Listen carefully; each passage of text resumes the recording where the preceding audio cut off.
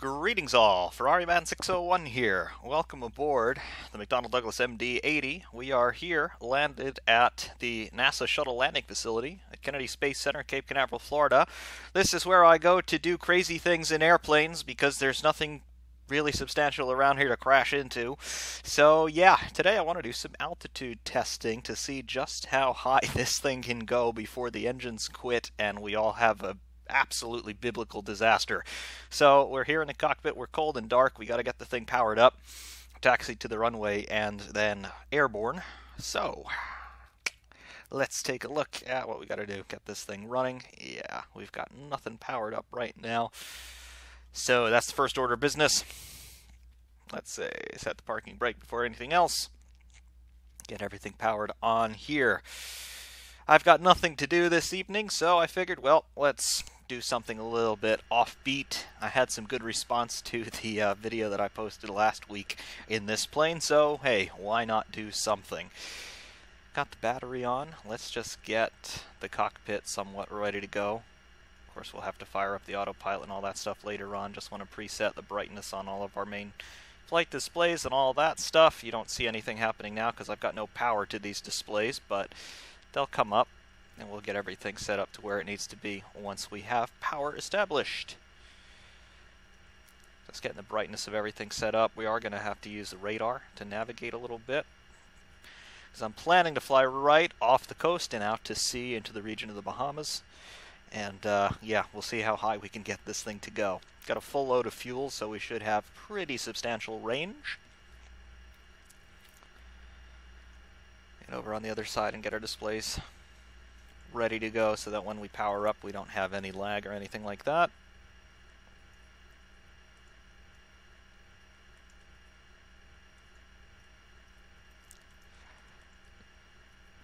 Yes, riveting content, I am keenly aware. Let's get all of our pumps ready to go for the hydraulics once we get power going. That should be fine.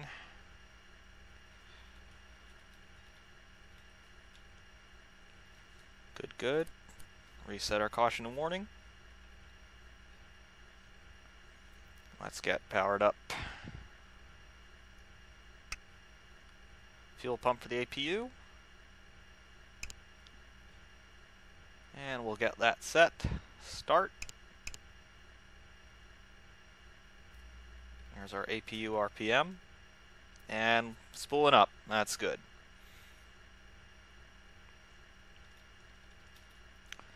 That'll come online over the next couple of seconds. Meanwhile, outside the aircraft, yes, the Alitalia livery, because yes, we are very passionate about Italian things on this channel. And considering this may not be the most reliable in terms of performance once we get up to high altitude, perhaps the Alitalia livery is appropriate. Anyway, should have APU power coming online at any time. 100%. Reset the APU generator. There we go. We've got voltage. Power things up. Autopilot. Alright. So there are displays. Everything will be coming up.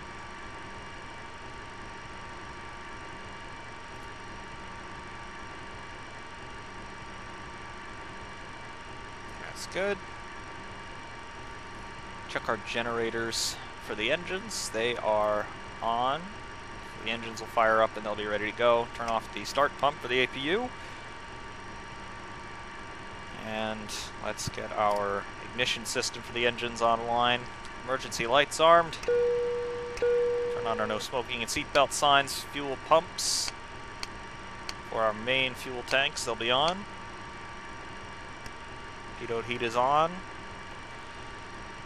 Let's check our pressurization system and our air bleeds.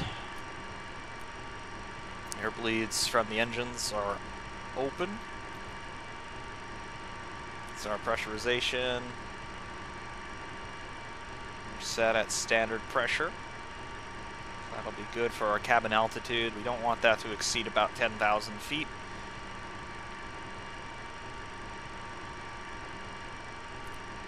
Test our caution and warning there. Good.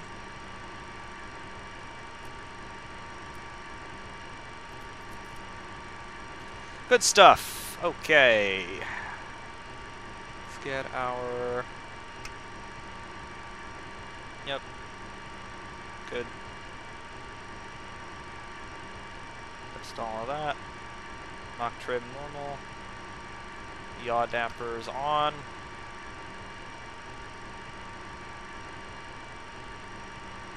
And let's see, anti-skid arm. That should be good.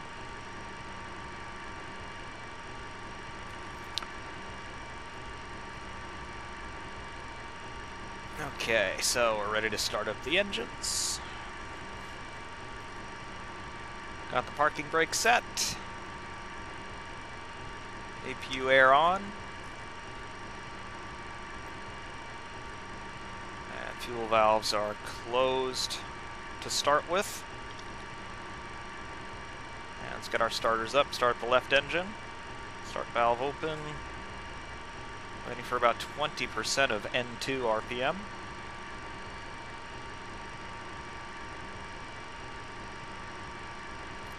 That's good. Coming up through 18, 19, there's 20. Open the fuel valve on the left engine. Fuel flow.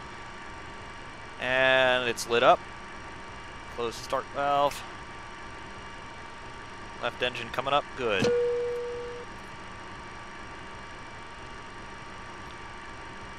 KPH002 asking a question. Are the startup procedures something you've committed to memory, or does the sim provide a checklist? Well, I'm sure there are checklists available for this plane. I don't have one, so I am just doing this off of memory. Basically, I know which systems need to be turned on, so I'm turning them on as I find them, not following any particular order.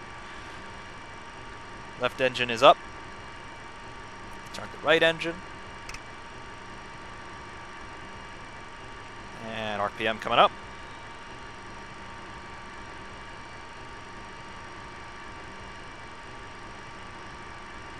There's 15, 16, 17, 18, 19. There's 20. Fuel open. And we got fuel flow. And we're lit up.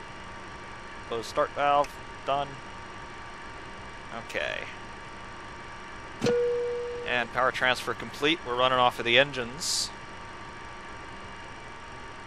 Yona, yes, you have seen a behind-the-scenes version of all of this a couple of weeks ago, and yeah, it took me about 90 minutes to figure out how to power this thing up the first time. This is the Mad Dog MD-80 mod I should add for Prepared. It's really, really good. I dare say this could be used as a training tool to help people familiarize themselves with the real-world MD-80. Anyway, we've got the engines up. Start valves are closed. Power transfer complete. We're running off of the engines. So we don't need the APU anymore. I turned on the hydraulic pumps earlier, so they're up. And we've got hydraulic pressure. Confirm that. And there we go. 3,000 PSI there. This reads in 30 times 100 at the moment. So that's fine. We'll get out to runway 15 in a moment. That's all good.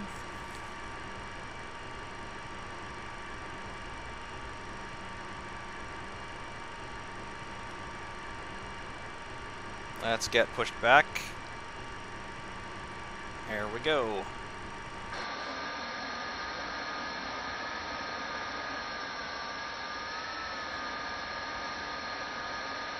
Good stuff. Good stuff. Again, we're going to be doing some altitude testing. My personal altitude record in this plane is 50,500 feet. The service ceiling on this thing, I think, was 37 or 38,000, so we're quite a ways higher already than what this thing was ever designed to be doing. Nonetheless, it should be able to do it. Let's try to get to 55,000 feet or so on this flight. We're at the NASA Shuttle Landing Facility, Cape Canaveral, Florida. This is where I go when I want to do crazy things with airplanes.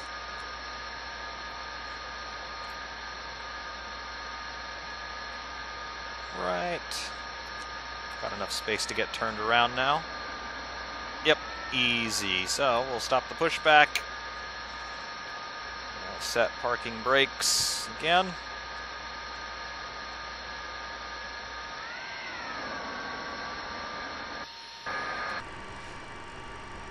Okie doke, so we don't need the APU anymore. We'll shut it down. That'll happen in a couple of seconds. Meanwhile, we'll get ourselves out to the runway. Running at idle thrust, but we have enough power to get this thing moved off. So, brakes released.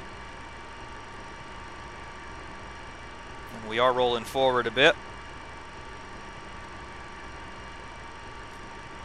Give it a little bit more thrust. There we go. Get turned off to the right and head out to the runway. We're already at the end of runway 15.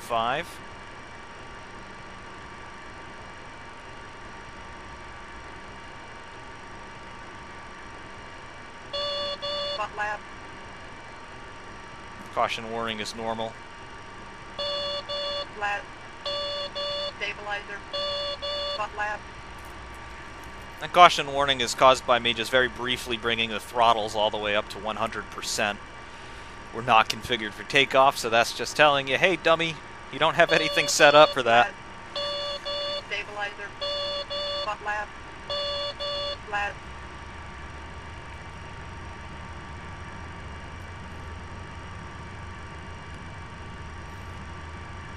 Right, that's all good.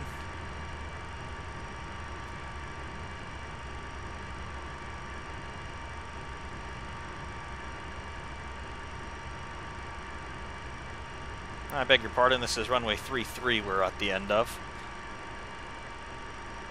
We want a north departure, so yeah, that's the right place. 15 obviously coming the other way. Only one runway here, so that's fine. Anyway, our departure bearing here is going to be roughly 334 on the compass. So that's going to be good. I want to fly out due east, so we'll dial in 090 on the autopilot.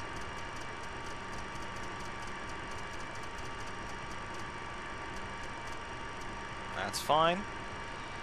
And in terms of altitude that we want to dial in, I'm going to run this as an altitude alert, not an altitude hold. So let's set altitude for our service ceiling at 37,000 feet, there or thereabout. We'll get our autopilot pre-configured. We'll also be using auto throttles. So we'll get a speed dialed in here initially. Let's hold 300 knots. Now as we start to get higher up, the air density obviously drops, so the air speed is not going to be an adequate indicator of our actual speed over ground after we get above 40,000 feet or so. So in terms of speed hold, we're going to use our airspeed in knots. We'll set that for 300 knots off the deck. We'll get all that set up. And then obviously we'll turn that on once we take off. Let's turn on some lights. Our strobe lights and our anti-collision lights. Don't want to be turning on our landing lights because they're actually mounted on these little swivel hinges that extend out from the leading edge of the wings. They add some drag, so we don't want to be adding drag. Other than that, we'll get our compass set up for a map fail. That'll come on in a moment.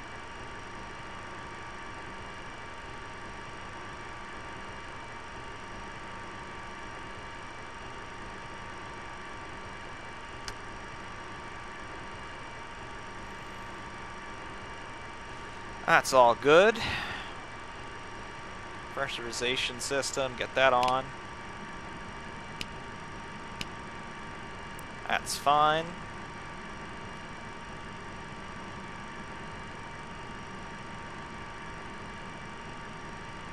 And I think we should be set to go. We are going to want to turn on our de-icers here, so we are going to be getting pretty high.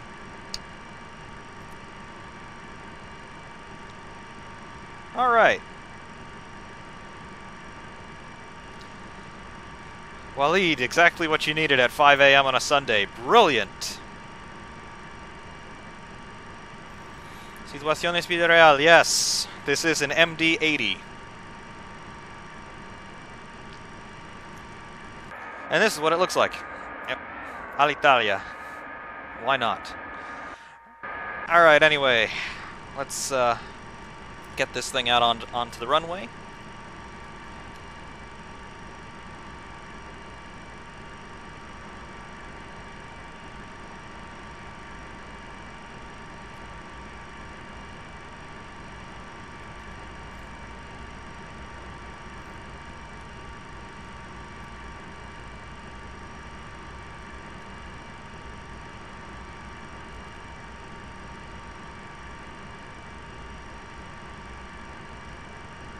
Beautiful.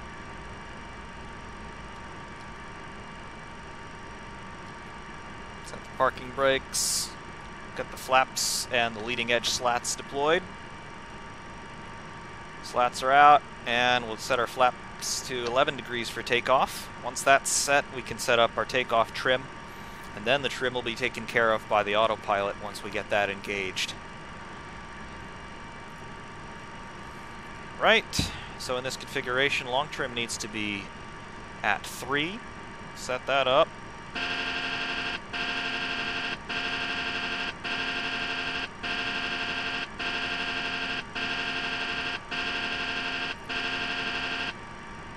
Should be good. Yep, there it is.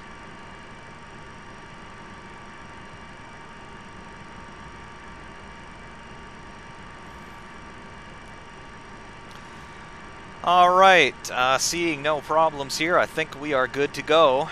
Not going to be doing any talking with air traffic control because everything we're going to be doing is going to be certifiably illegal. So, release the brakes and throttle up. And off we go. Maybe we won't make it back, we'll find out.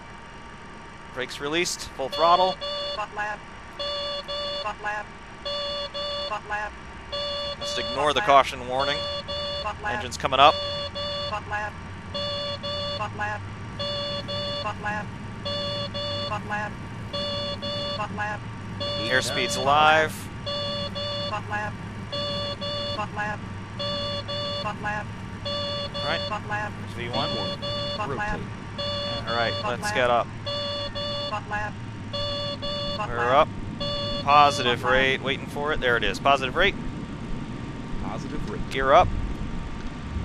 Bringing the flaps up. Gear up. And spoiler retract. That's good. Slats retracted. Throttle down a little bit. Yep, pitch is going a little crazy. I was expecting that. Let's get our autopilot up.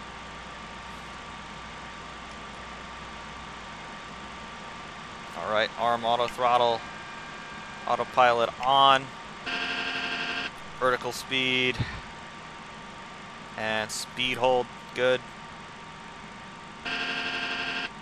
Let's go for a reasonable rate of ascent at 3,000 feet per minute now. Heading at 090. Heading hold. Should get a right turn. And there it is. We got a right turn going on. Good, good.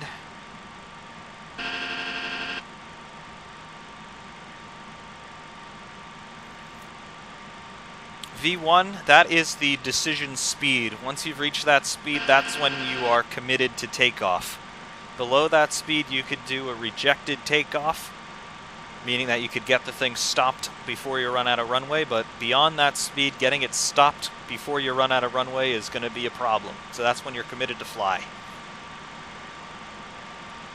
Alright, coming out of the turn, 090 commanded, our actual bearing, coming up to it.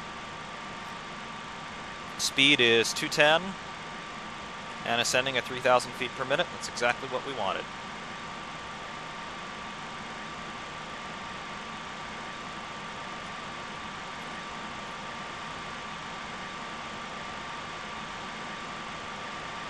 Alright, we've got auto throttles, they're working. Stabilizer motion. Stabilizer motion, that's normal.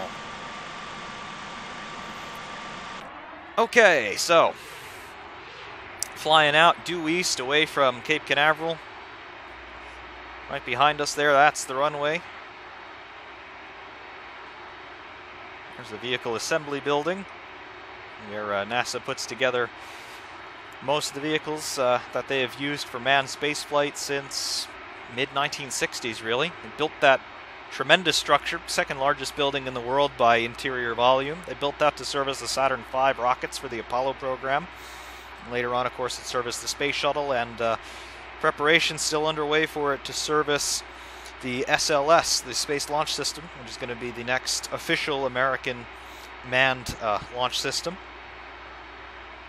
Of course, back there in the background, you can see Launch Complex 39.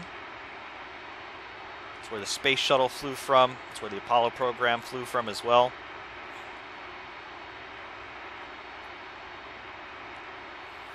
Anyway, things looking copacetic here, flying out into open ocean.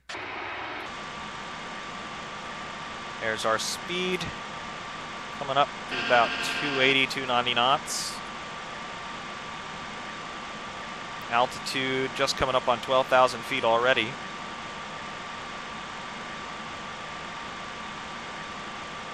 Reminds you of Cape Canaveral, that's because the scenery is Cape Canaveral. Alright, weather looks great up here. Just some puffy cumulus clouds around about 8,000 to 10,000 feet. And higher up looks like we've got at least 2 more cloud decks of cirrus clouds, cirrostratus maybe. Looks good.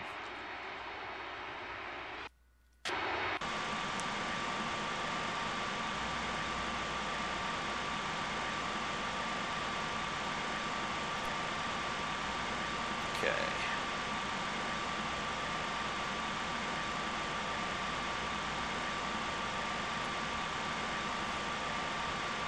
Very, very good.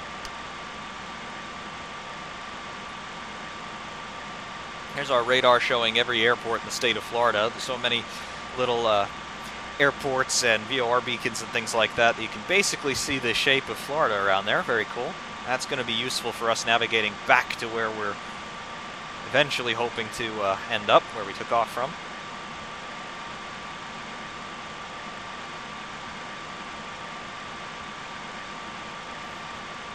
There goes 16,000 feet. Speed right on the money, 300 knots. That's what we commanded. Sending at 3,000 feet per minute.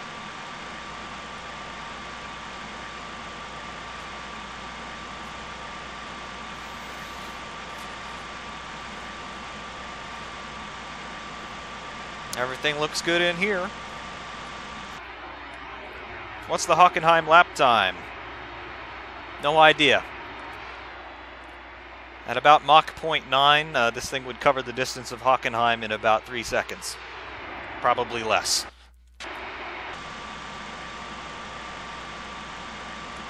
Waleed, we are going for at least 55,000 feet. Service ceiling in this aircraft is only about 37 or 38,000 feet, so that's what we've dialed in first of all. So we'll get to 37,000. Then we'll see how things are going. Fuel quantity is just fine.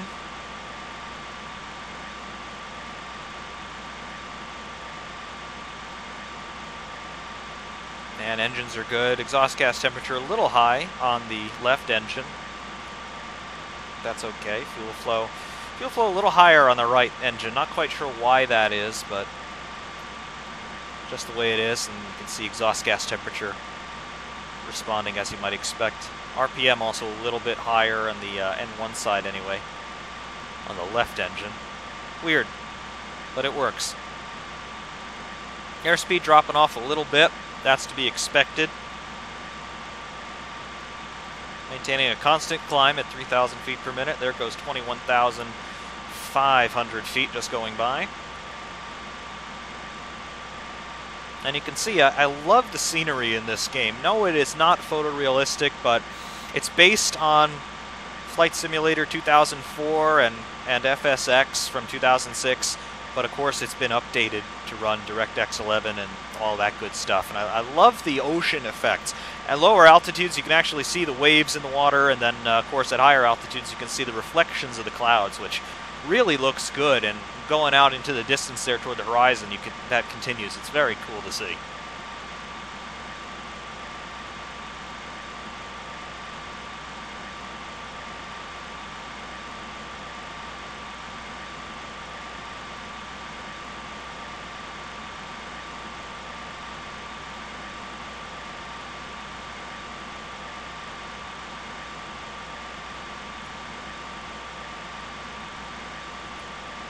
Coming through 24,600, going outside, recon trailing, not quite yet, we will be.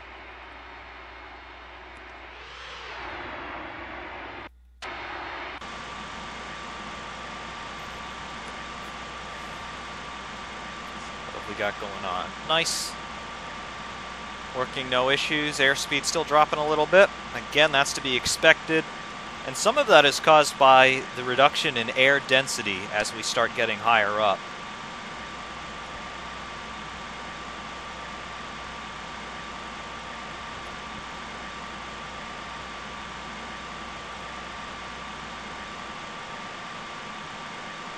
So ram air temperature at minus 21 Celsius. It's pretty cold outside.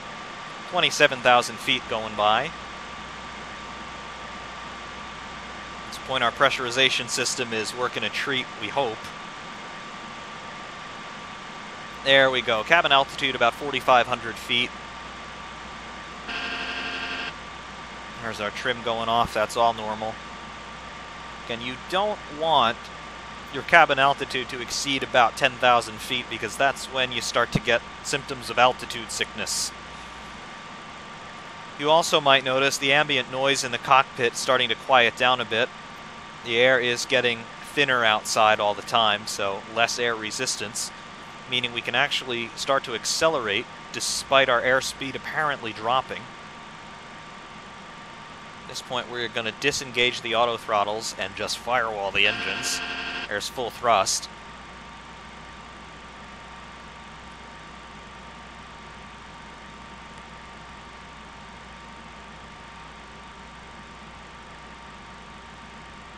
Engine's starting to scream for mercy.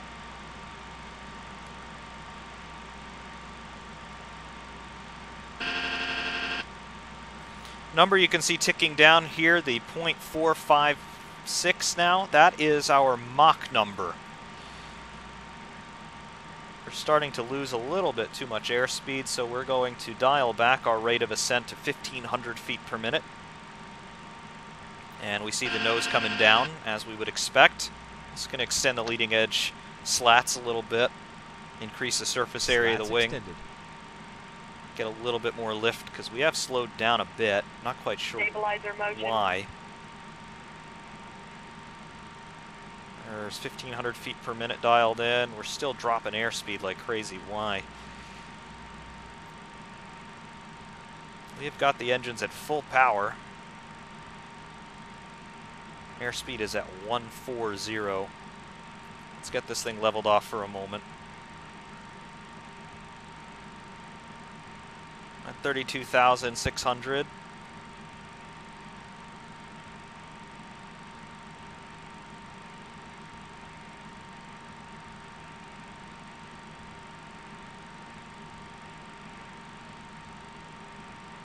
We are flying a bit too slow for my liking, and our pitch is still plus 10.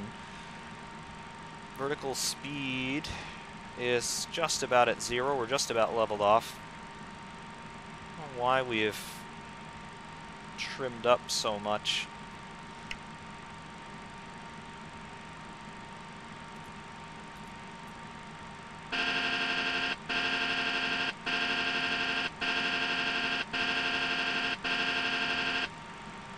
Yeah, all right. See what's going on with that. That's no good.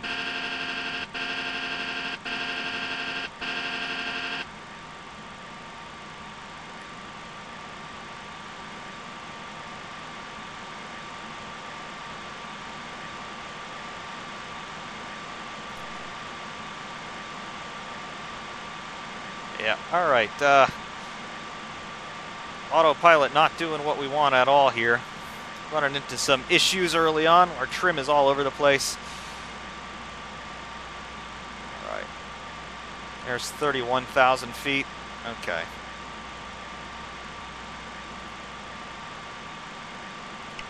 Autopilot disconnected. Not quite sure why that was. Maybe because I messed with the trim. Hold vertical speed at 0, please and thank you. Heading still right on the money. Yeah, our trim got all messed up there in that ascent. Not quite sure why. But our airspeed's coming back up. That's fine. Let's continue the climb. Let's ascend at 1,500 feet per minute.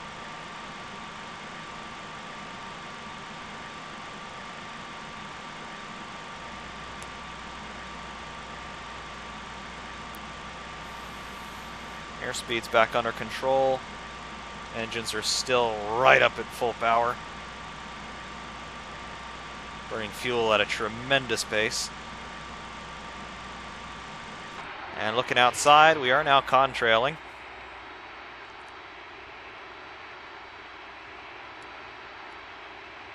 And let's see, if we look over to the right-hand side.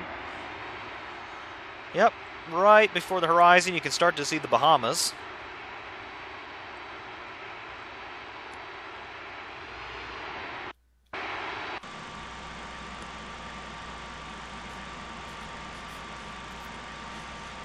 Yona, you missed a little mini crisis. The autopilot didn't do what I wanted and we started to lose altitude. We've got it back under control. Passing 34,000 feet. Ascending at 1,500 feet per minute.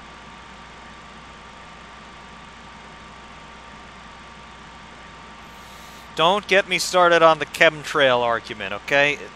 There is no such thing as chemtrails. That's perpetuated by people who have nothing to do but troll the internet with conspiracy theories.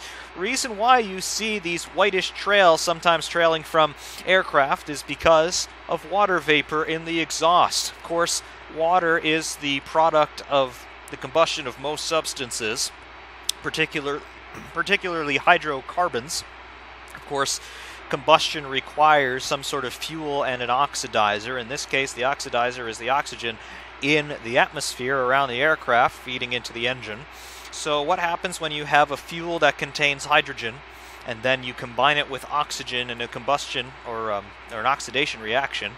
Well, you're going to produce H2O, otherwise known as water. Those little water molecules, they will exit the engine in a gaseous form and they'll very quickly condense into water vapor and then into liquid water, but because we're so high up, it will pretty much instantly freeze because the ambient temperature up here is very cold.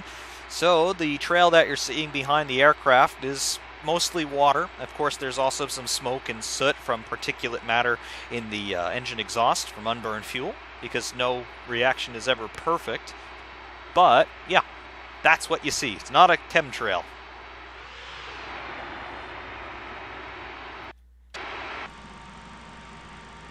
Airspeed dropping below what I would like.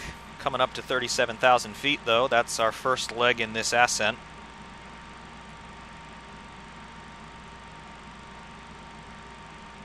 So we're going to level this thing off. There's 37,000 now. Beautiful.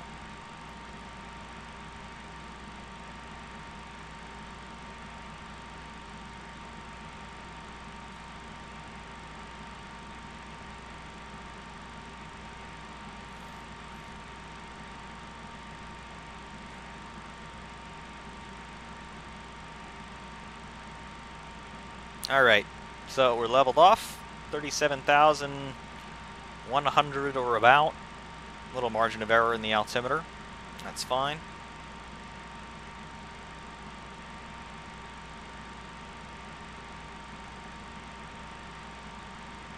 I'm just going to build up some airspeed again before we begin the second leg of this.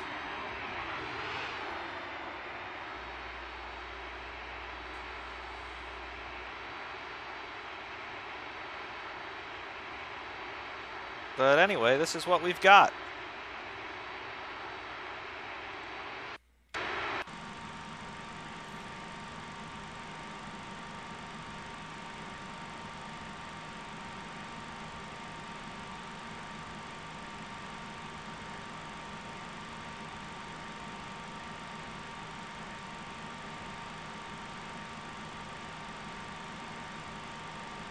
And pitch is coming down a little bit, that's fine. Most importantly, our airspeed is increasing. Our indicated airspeed there in knots, about 180. More important for us as we get to higher altitudes is the Mach number, and those are the numerals you can see ticking up, just coming up to 0.58 now. That is a representation of our speed proportionate to the speed of sound. Obviously Mach 1 being the speed of sound. And your Mach number is dependent very greatly on air density. And air density is dependent very greatly upon altitude. At sea level, the speed of sound, Mach 1, is going to be around, what is it, 660 miles per hour, something like that.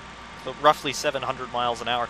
But as you start to get higher up, the speed of sound actually drops because the density of the air drops.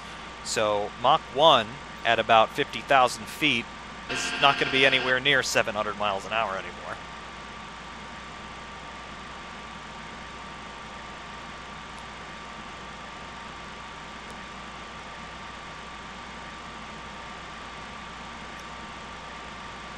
Waleed saying 750 miles per hour at sea level. That could be about right.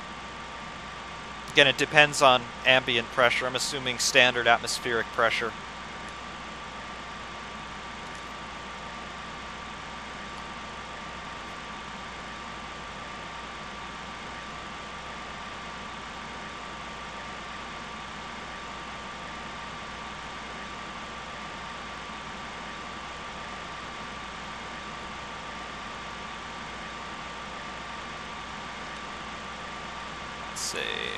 Only caution that we've got here, that throttle indicator on the autopilot status screen, that's just telling me that the auto throttles are not engaged. I know that. And you can also see this little barber pole indicator on the airspeed indicator. It's just indicating about 285 or so. That is our overspeed indicator. So that's going to tell us the point at which we exceed our airspeed limits. That's, again, to maintain the structural integrity of the aircraft.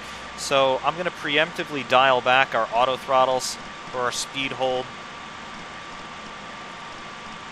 About 270.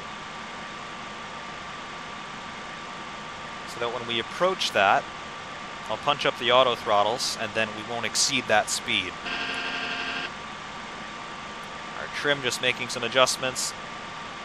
Again, leveled off at 37,100.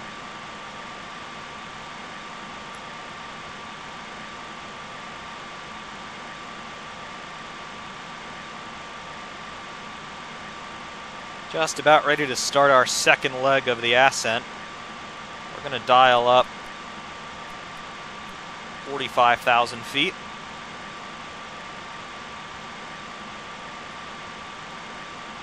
And just waiting for a little bit more airspeed to come on.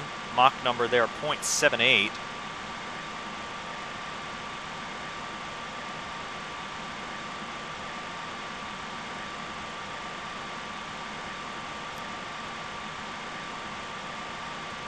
Just approaching our overspeed limits.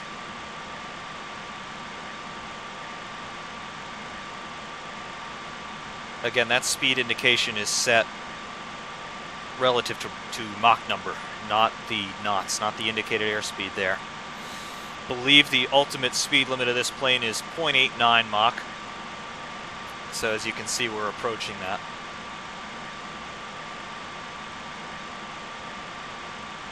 Let's start our ascent.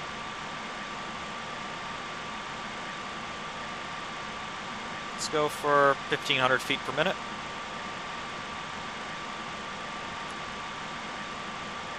And we'll keep the engines at full power. And vertical speed coming up as we would expect. There's about 1,300, 1,400 feet per minute.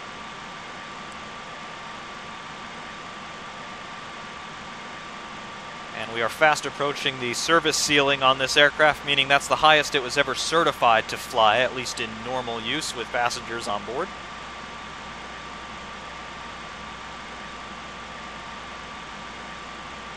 There's 38,000.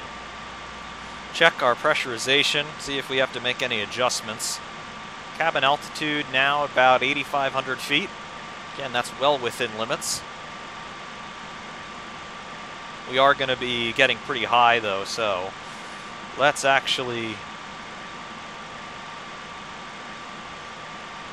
set our cabin altitude for quite a bit lower than what we'd be expecting. Again, barometric pressure on the ground at sea level is going to be much higher than this, but if we set it for a lower setting, we can increase the cabin pressure and thereby minimize the increase in cabin altitude. And you can see the cabin climb indicator starting to drop. That's all well and good.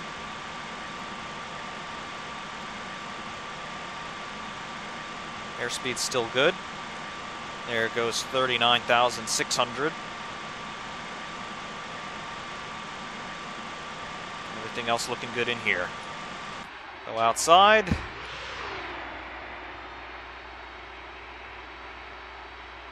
Yeah. Pretty high up. Take a look over here. Not bad.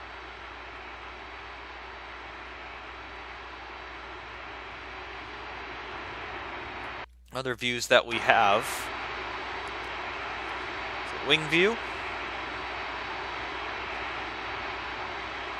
Also some interior views. They're not the best, but it gives you some idea of what you might see sitting in here. Again, pretty low res meshes in here, but you know, just meant to give you a rough idea. It's not meant to be perfect. View from the rear. It's one of the engine nacelles. It's the right-hand engine.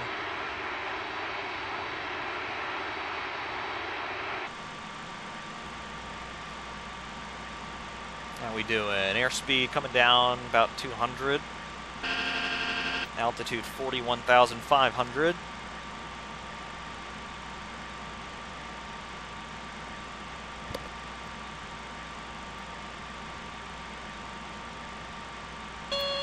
Cabin altitude. Cabin altitude. Cabin altitude. Cabin altitude. Cabin altitude. All right, so I figured that was going to happen. Again, we are above the service ceiling of this aircraft, so cabin altitude approaching 10,000 feet. We have got the system cranked up to the max.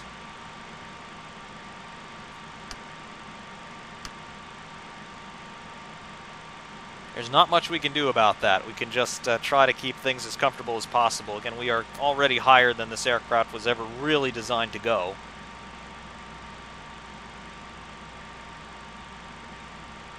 There's 42,900.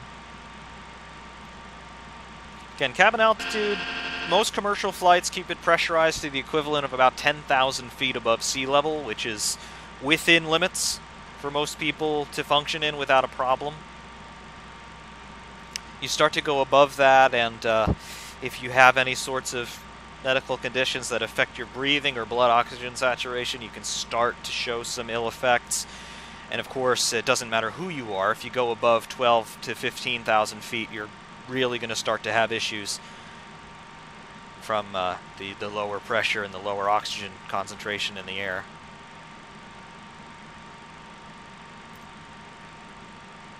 Cruising altitudes for most commercial flights are between 30,000 and 38,000 feet. If you were to be exposed to the air density and air pressure at that altitude, you would have probably between 10 to 30 seconds of consciousness, and of that being completely lucid and able to make informed decisions about things, you might have less than 10 seconds. Here's a little notification that we're getting close to our commanded altitude.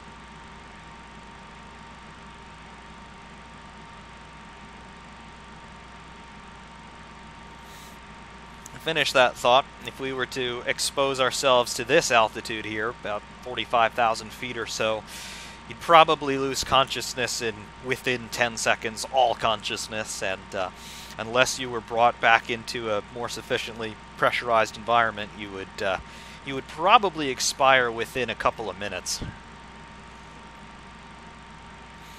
And to give you some idea of how high we actually are, Mount Everest, the highest mountain above sea level, is 29,028 feet or so. So we are almost double the height of Mount Everest at this point.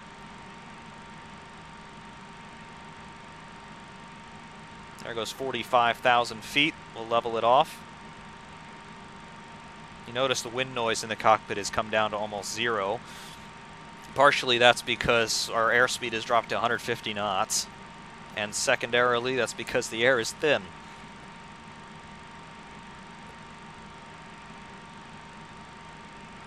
You've got me on a plasma television. That's pretty incredible. I don't know if I've ever been on a plasma television before, at least not in a live stream. So that's pretty awesome, I must say. And yeah, see how high we are now by looking at the cloud bands there. Most of the clouds are now below us.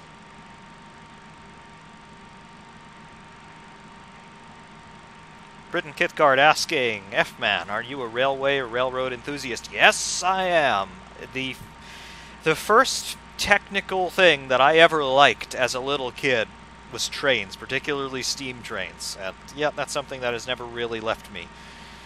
I would love to get into model railroading, but it's a very expensive hobby, so I don't really have the facility to do that at the moment. But maybe someday. If you check through my videos, this is going back a couple of years now, you'll see the reviews I've done of my model steam engines that I have. They're stationary, live steam engines. So there are still remnants of that old childhood interest still around. Of course, airplanes were also a childhood interest of mine, and it was just a whole lot easier to explore that with computer games than it was the train side. In terms of the things I've been interested in, it follows, at least in terms of vehicular stuff and transportation stuff, it follows trains, airplanes, space flight, and then cars. And of course, all of this happening before I was 10 years old.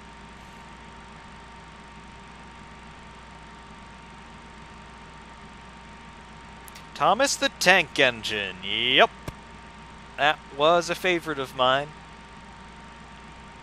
That was a really cool series, and of course, that's not to say what's happened with it in the 20 years or so in the interim, but I really remember the days when it was all done with live-action models, macro photography, and stuff like that. That's what made it really authentic. Anyway, 45,200 feet.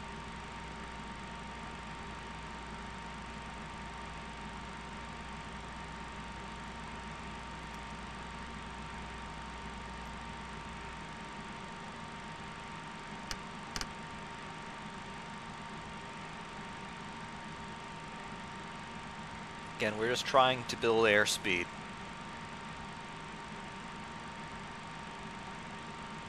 We've got the engines firewalled. And remember, the air density dropping, that's not only, I should say, it's not only affecting our indicated airspeed, but lower air density, and this is where we can start to get some crossover into motorsport. Lower air density means we have less air passing over the wings and the aero control surfaces, meaning they're going to be less effective. The wings are going to be generating less lift. The control surfaces on the wings are going to have less of an influence because they push on the air that's moving over them to influence the attitude of the plane. You're also going to have less air going into the engines, meaning that the engines are going to be generating less power, meaning that the performance of everything is going to drop. So that's another problem that we have to deal with.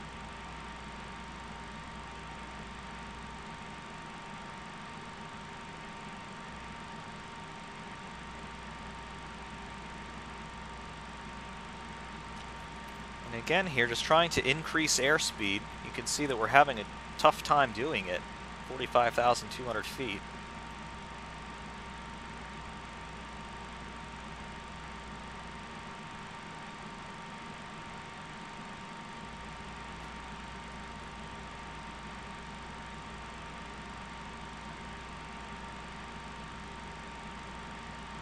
See what's going on outside.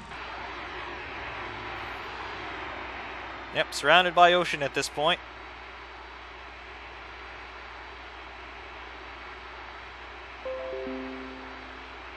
Oh, come on. Optimize your PC. Dell Support Assist. Dell Support Assist, you suck. Hopefully that didn't mess anything up. Alright. Autopilot is still armed and engaged. Everything on the plane looks good. Engines are still where I put them. Good!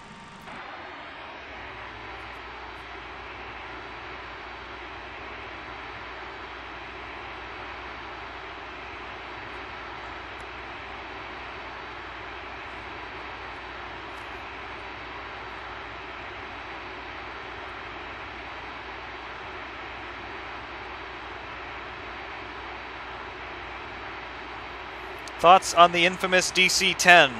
Well, the DC-10, it doesn't have the best safety record. It's not to say that it's a dangerous airplane, but it's a little bit worse off than a few of its comparable mates in its class, let's say. I remember, where was that? Sioux City, Iowa in the 1980s. The DC-10 had an engine failure, center engine let go, and the big fan blade, it was a failure in the hub of the main fan blade in front of the engine, and the thing basically split in half. And obviously, as it's spinning around at pretty high RPM, the fragments of the fan just blew out the sides of the engine nacelle and cut all of the hydraulic lines, because they all came into a manifold right there in the tail section. So all three hydraulic systems were knocked out. The plane lost pretty much all flight control. The pilots only maintained control of the plane by vectoring thrust in the two remaining engines, so throttling the two engines. Remember, the DC-10 with two engines mounted on the side rear end of the fuselage and the center engine mounted right in the tail. So they were able to control the thrust on the two remaining outboard engines to give you some sort of semblance of heading control. It controlled altitude just by throttling the engines back and letting the plane drop as the airspeed came down. They managed to get the thing on a runway, believe it or not, in Sioux City, Iowa, but they had no real attitude control, so they came in way too fast because they had no flaps, and they also really couldn't control their rate of descent, so they slammed the thing down onto the runway. The thing burst into flames, as you might expect, but they were able to save a lot of people because they did that. Yes, unfortunately there were a lot of casualties, but they did a great job of flying with what little control they had, and again, they saved it from being a complete catastrophe.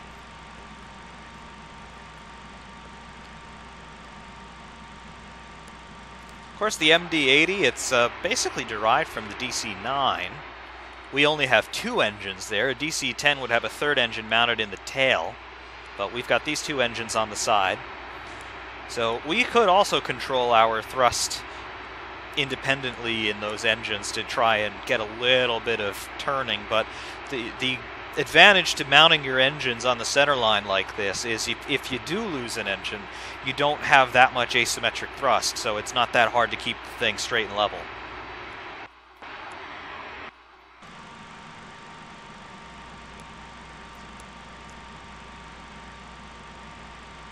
Airspeed is very slowly coming back. Again, we're at full power on these engines.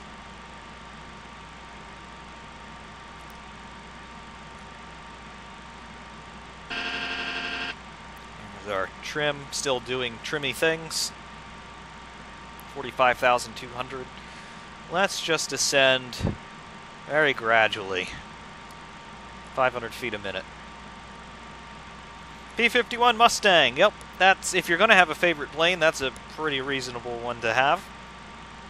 Altitude. That altitude caution just telling us we're above our commanded altitude. Let's set it for 50,000. The way the autopilot works in this plane is it will hold a commanded altitude or it'll hold a vertical speed. I have it dialed in to hold a vertical speed. So that altitude set there, which is right here in this window, reading 50,000, that's just basically an alarm that goes off when you're, let's see, I've got it set to be about 250 feet above that assigned altitude. So it'll set that alarm with the amber light in the upper left of the altimeter, as well as the audio horn and the warning altitude. That's just telling you you're above that assigned altitude.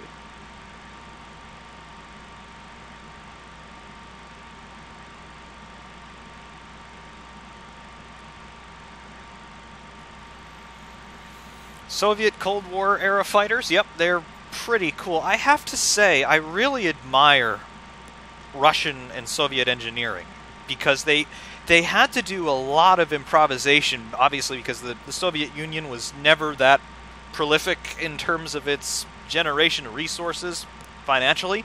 So they really had to be careful what they spent money on and how quickly they spent it, simply because, well, socialism doesn't exactly breed wealth.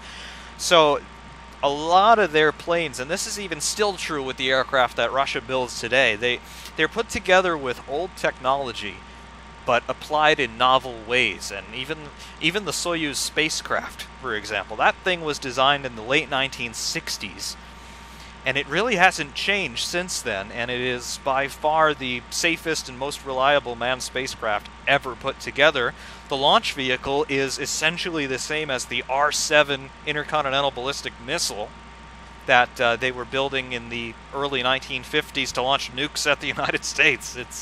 It's really remarkable that they have a system that's that old, based on technology that's been around for 50, 60 years now, and it still works just great.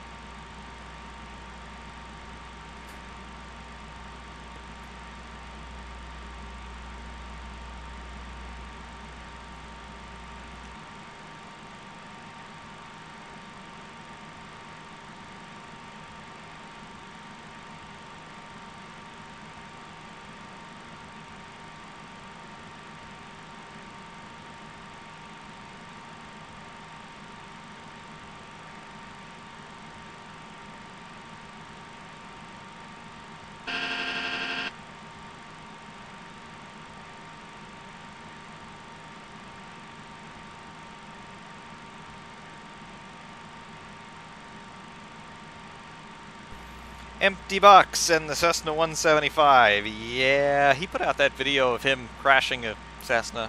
I think that was in X-Plane, if I'm not mistaken. But it is interesting to see that a lot of sim racers are also avgeeks. I guess I can understand the crossover, because there is actually a lot of crossover between aviation and motorsport. So it's cool to see.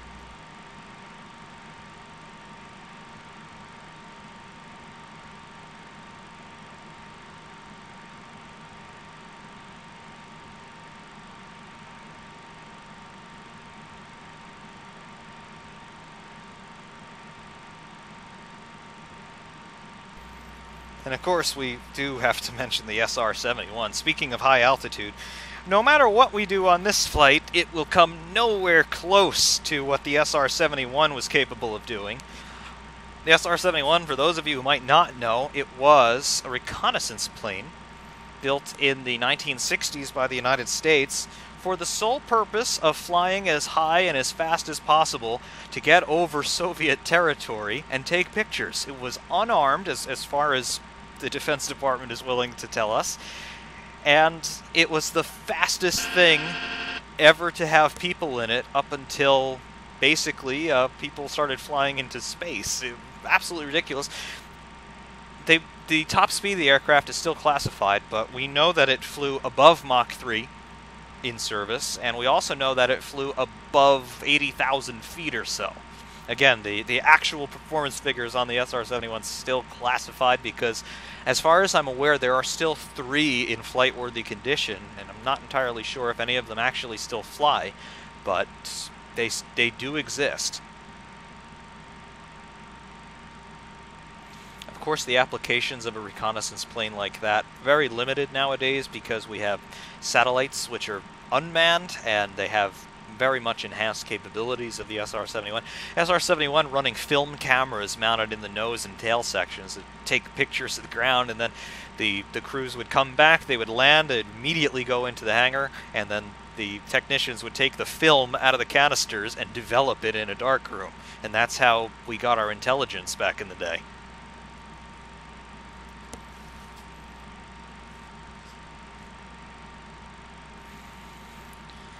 Tupolev 144, yes, that was the Soviet Concorde, and in a lot of ways it had some better ideas than what BAC did with the Concorde, but the execution was flawed.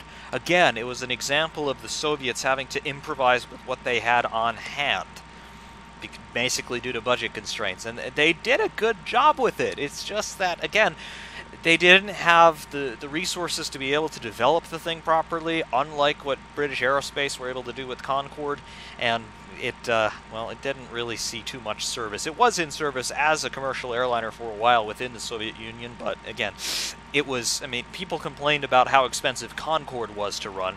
The 144 was, who knows how much that thing actually cost to run, probably because the thing was down for maintenance most of the time, but it was also a very impressive aircraft. Probably the biggest difference between the 144 and Concorde was the big canard wings on the sides of the fuselage. The forward section of the fuselage, just the rears of the cockpit, big canards on the 144. Actually somewhat similar in their design to the canard wings that we see on the Ferrari and Mercedes Formula One cars of 2018.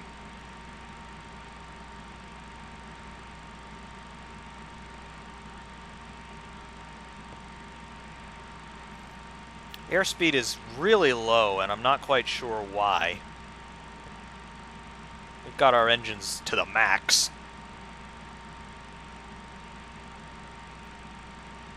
Mach 0.66. We really need to accelerate. Can we trim this thing out a little bit?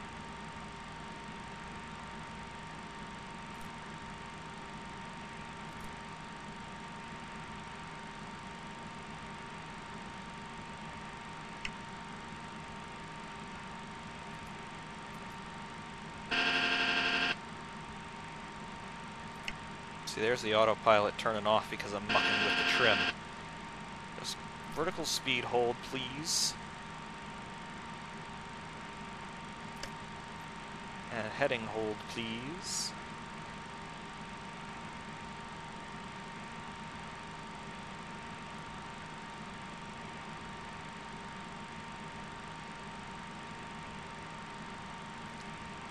See, our biggest barrier to getting higher is the airspeed. We gotta get some speed going.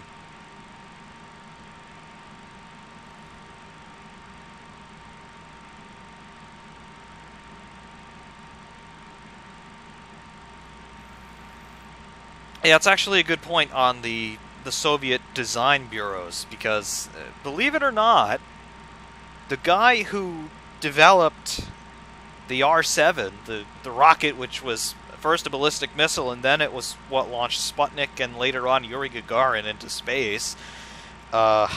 He was in a gulag, literally. He was a prisoner in a gulag in Siberia until about 1955 or so, when the Russians realized, yeah, by the way, he's a really smart guy and he could probably get us into space. So they got him out of the gulag, and then they sent him off to Moscow and later on to Kazakhstan, where they built rockets.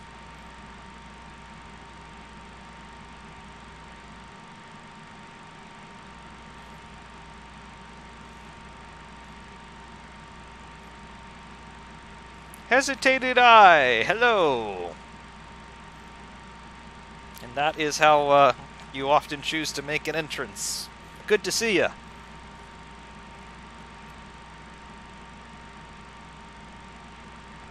$47,500 feet.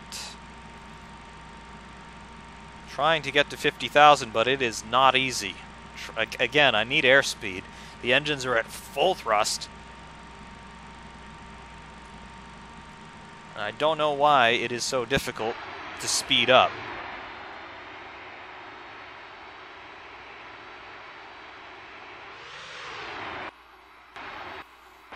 Maybe we're running into some sort of a wind issue.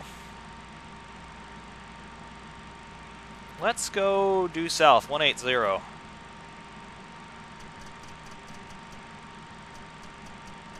Perhaps, I mean, we shouldn't have a headwind heading due east. Not in this part of the world.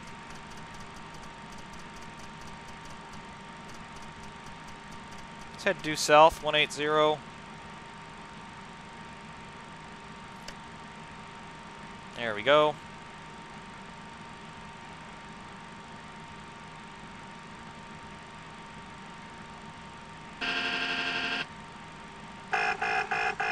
Stall. Okay, why do we have a stall? We shouldn't have a stall going on.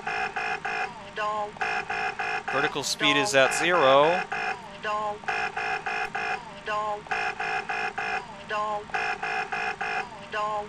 Turn is still going fine. Airspeed is low, but it's nominal.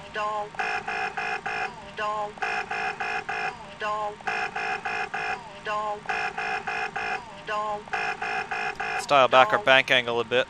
Okay. I think that was erroneous, because the airplane wasn't responding as if it were in a stall.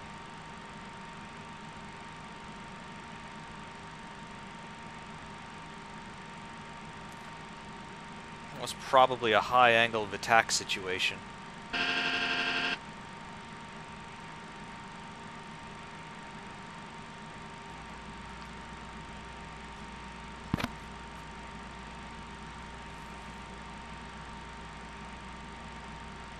Just coming on to our new course of 180. So we are headed due south now. Florida is someplace over in this direction.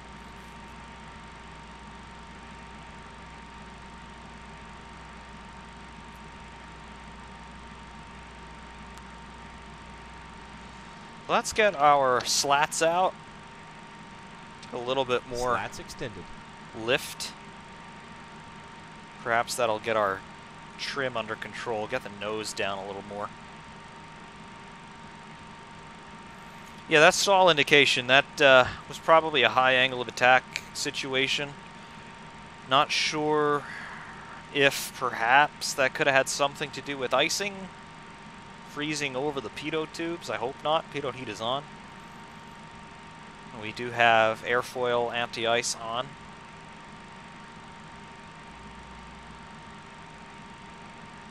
Our fuel will be well and truly cold soaked now. Turn on the fuel heaters.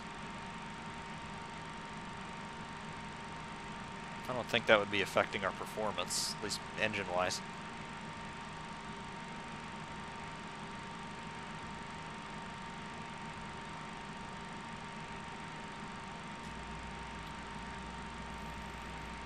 Altitude 47,500. Again, we're trying to get to 55,000 feet.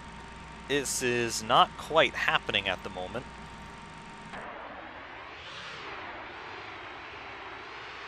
We are surrounded by ocean, though. At this point, if we were to come crashing down, it would be pretty difficult to find us. Let's say that. Waleed, you missed an apparently erroneous stall indication. I know our airspeed is low, but we just did a turn from 090 to 180 on the compass, and we had a stall indication, but the altitude did not decrease, and the autopilot maintained control, so I'm not quite sure what that was all about.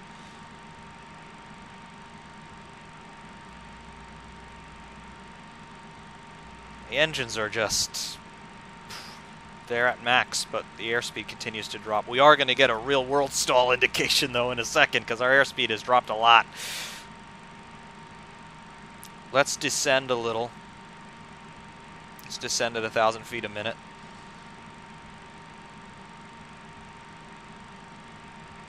We'll figure out what's going on.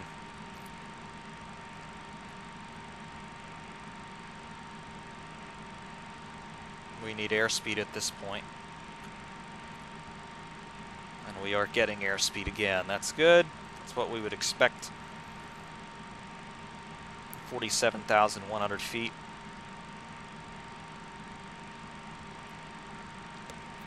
Again, the problem is our trim. Our airspeed is too low, so our nose is pointed up to about 5 degrees or so. And that's acting as an air brake, effectively, and it's keeping us from accelerating. We're maintaining altitude and heading just fine, but we need to increase our speed.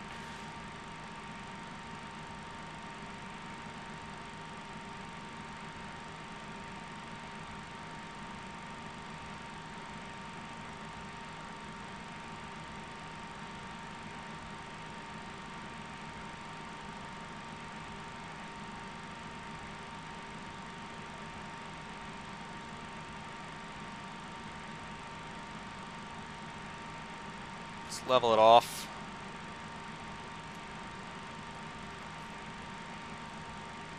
Around 46,300 there or thereabout. Let's bring out some flaps. Figure out why our trim is all over the place. Flaps down to 11 degrees. There's the nose coming down a little bit. That's good. So we have our leading edge slats extended and our flaps are now down to 11 degrees. This is takeoff position. And interestingly enough, we're basically at takeoff speed.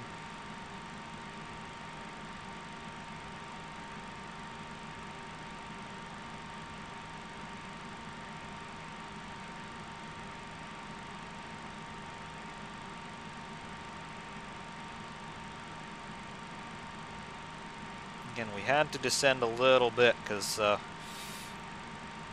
airspeed is getting a little bit too low.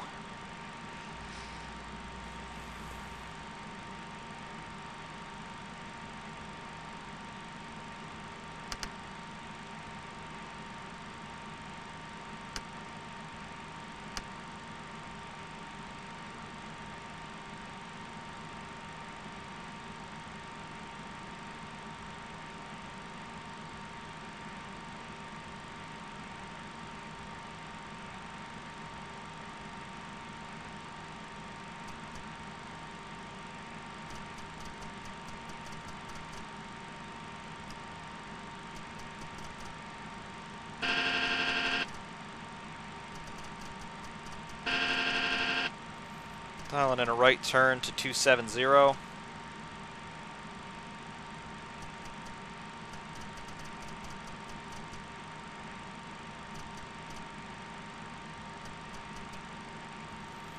So that'll be due west.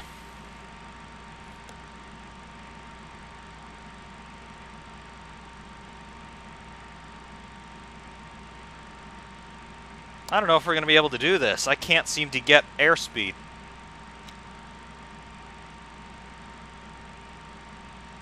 But you can see down here our map oriented where north is up. You can roughly see the outline of the state of Florida. So we're pretty far offshore, but we'll be coming back.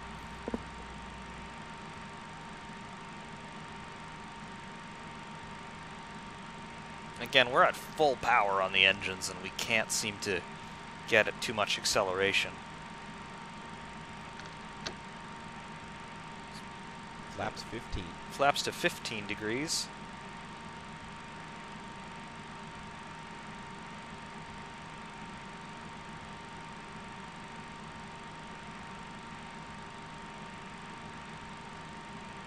I don't know, I've just sort of preemptively turned back toward land.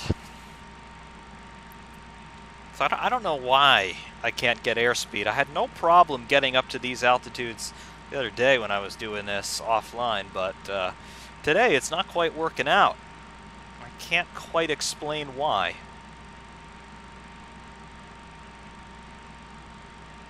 I don't know if we're too heavy on fuel or what, but we're not quite working.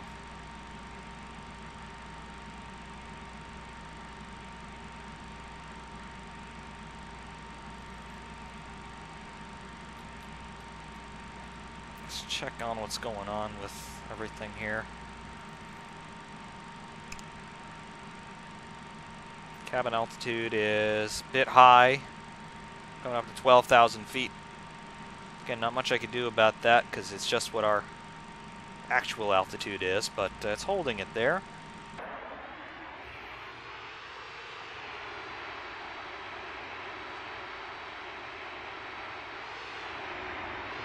But yeah, again, we are well above what the actual design service altitude would be for this.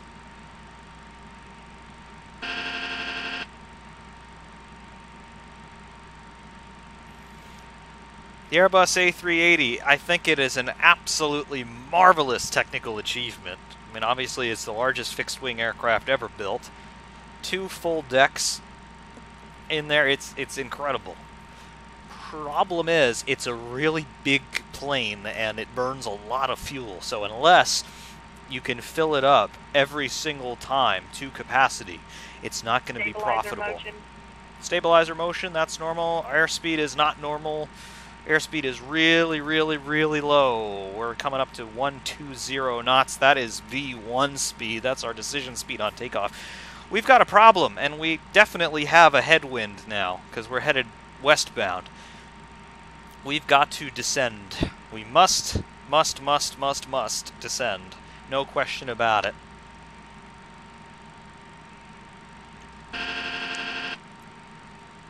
If we don't descend in a controlled manner, we're going to fall out of the sky. See what I mean? That's a problem. Stall. Stall. Stall. Stall.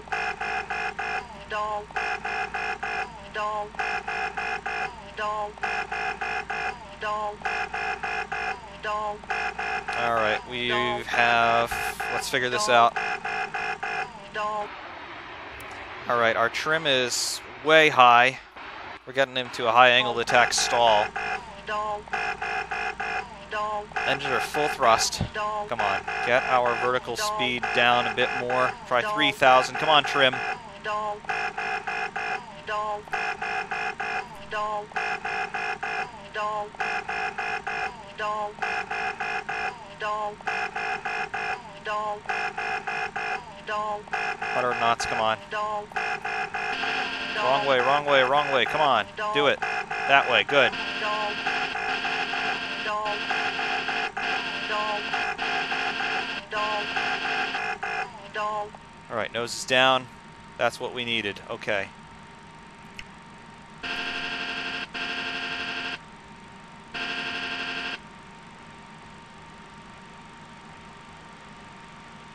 I don't know why we can't get more altitude or more airspeed when we're at altitude. But we're currently falling out of the sky here. Rate of descent is greater than 5,000 feet per minute, but we're coming back.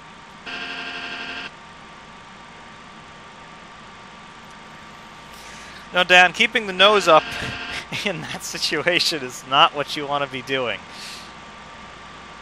Well, the good news is we've got plenty of airspeed now. Bad news is we are going the wrong way in terms of altitude. Let's level this thing off again and see what it does. 41,000.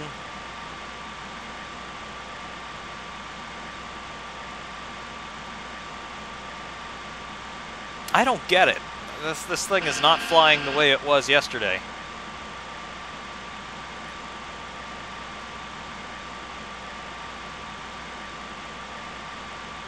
Now let's see, when we level it off, what's our attitude in terms of our pitch? Plus about 3 degrees, that's normal. See, now we're running basically straight and level. We have a problem with our longitudinal trim.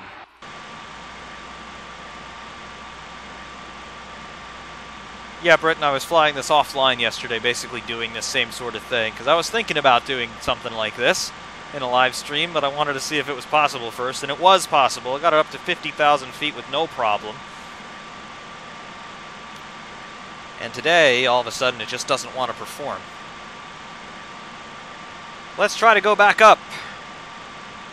1,000 feet per minute vertical speed.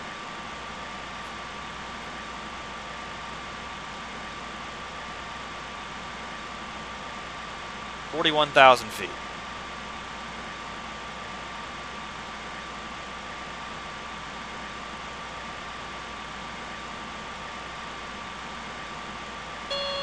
Cabin altitude. Cabin altitude, we're going to disregard all that. Cabin altitude. Cabin altitude. Cabin altitude.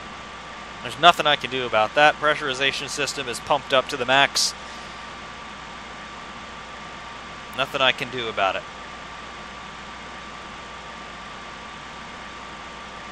That's the master warning. We'll just cancel that out.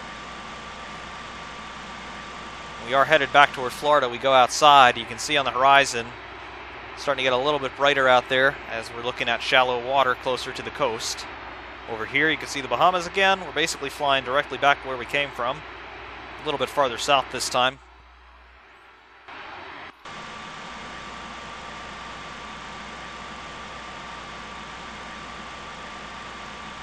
Airspeed about 230.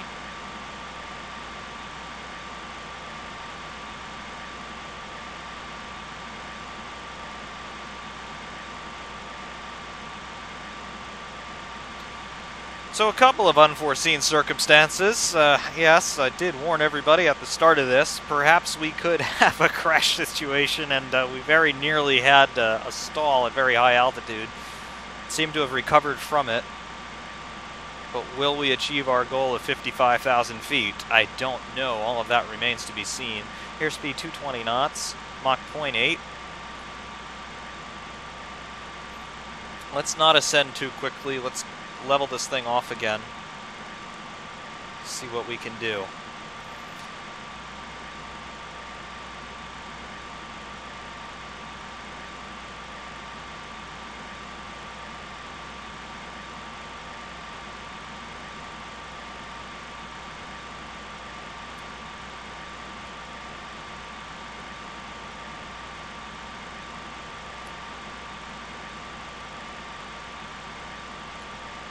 Getting threats of being heckled if we give up. Well, we're not giving up. We're just heading back toward land, so if we do have some sort of major problem, we have a chance of actually putting it on the ground.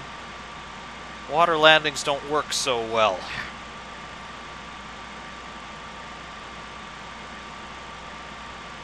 If any reason why we would be getting drag? I don't think so.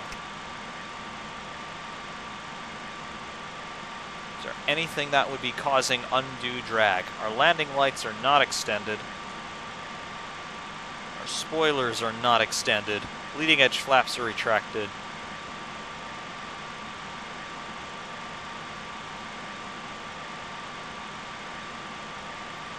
A knot is nautical miles per hour, so it's, what's the value? 1.15.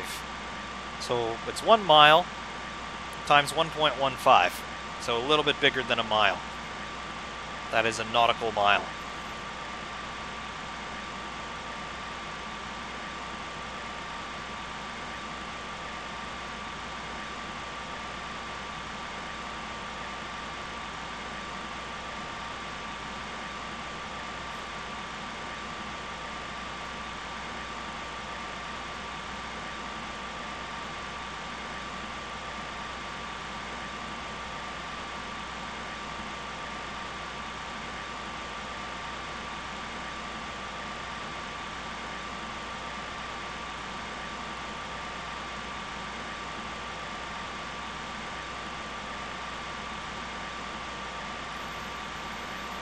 Airspeed coming right back up.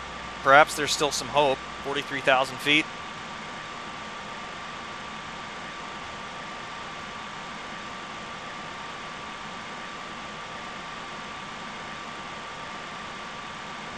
Let's do 1,000 feet a minute. Come on.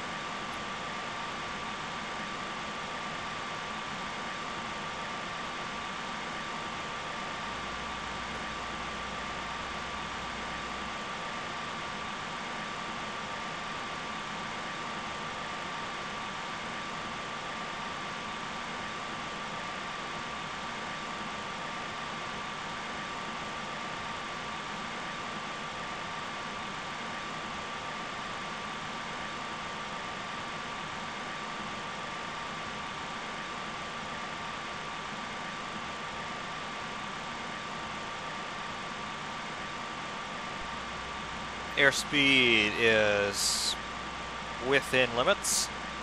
220 knots. 43,700.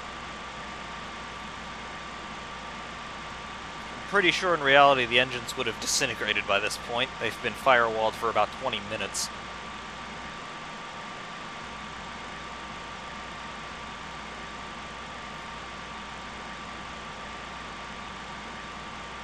$44,000 just went by.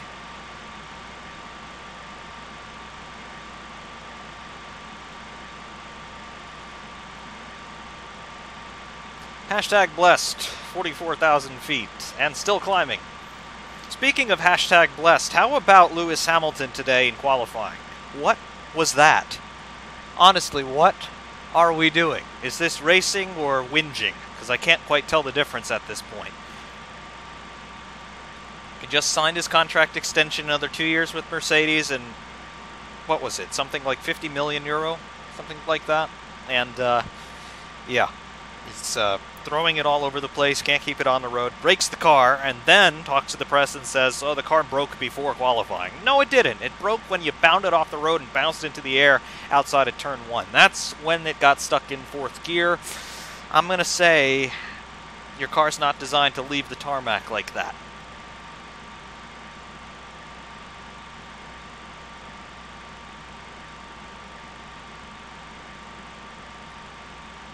Just went below 200 knots, 45,000 feet. Stabilizer motion.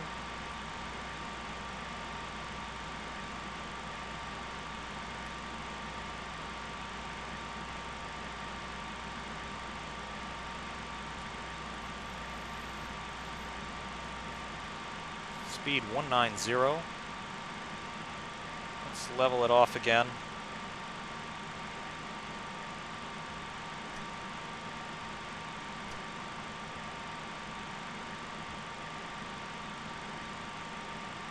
See, now the trim is fine.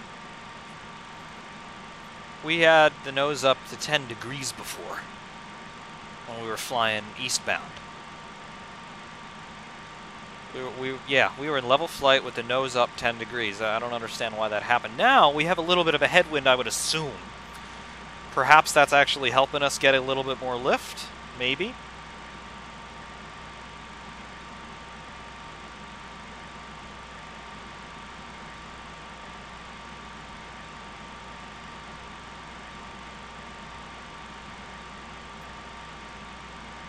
JJ the Jet Plane. Yes, I do remember that show. It came out a little bit later on for me, so I was a little bit too old for it, but I do remember it. It was on in the mornings before I would leave for school. Believe it or not, they used to play it on TLC, which was the Learning Channel, back when it actually played educational content before it turned into a reality TV network. So, yeah, I remember JJ the Jet Plane. It's kind of fun. But again, it was a little bit past my time.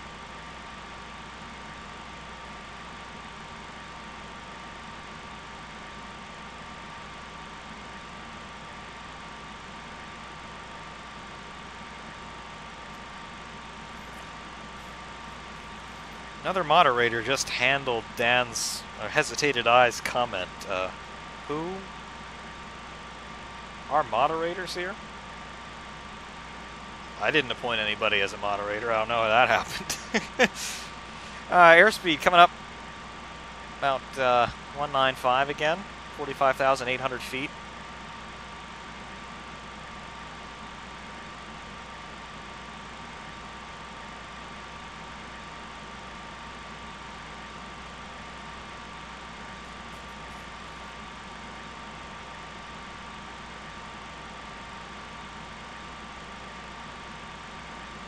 Coming up on 200 knots.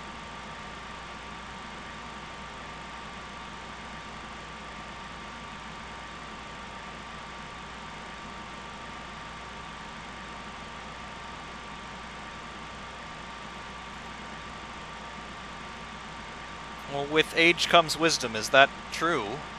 I don't know. I've met quite a few people quite older than me who made some questionable life choices, so I'm not entirely sure that with age comes wisdom. Perhaps I'll be the ultimate judge of that as I continue my inexorable march toward eternity.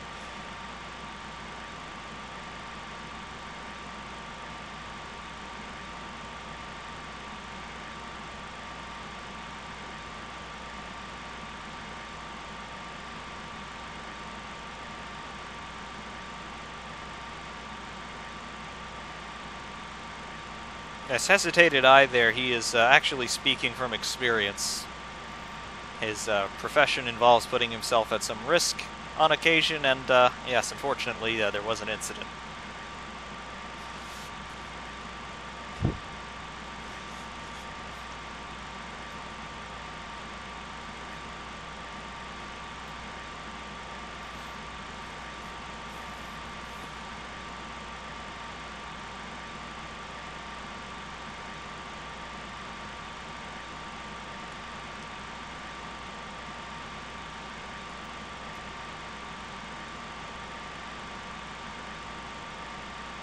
See, those are the Bahamas.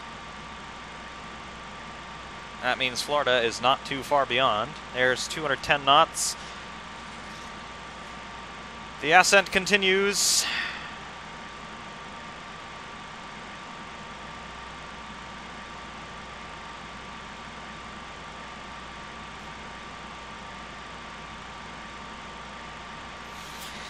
Yes, Waleed. Older people, you've seen people get older and, well, they don't get any smarter. Yep. I can definitely attest to the fact that that is perhaps more true than not. I've met plenty of young people who were way more experienced at things than I was, and, well, learned plenty from them.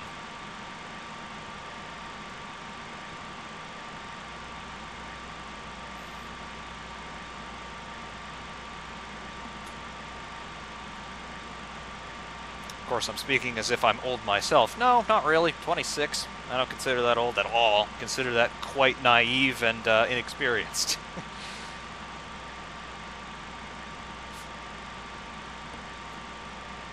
I mean, obviously, if I'm still doing live streams on YouTube on a Saturday night and I don't have other business to attend to, that means I don't quite live the life of a real human yet.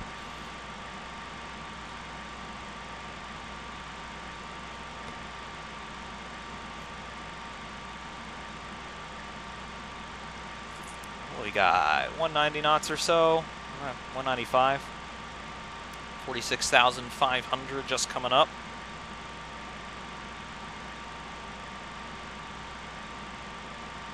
Pitch is still nowhere near 10 degrees, that's good.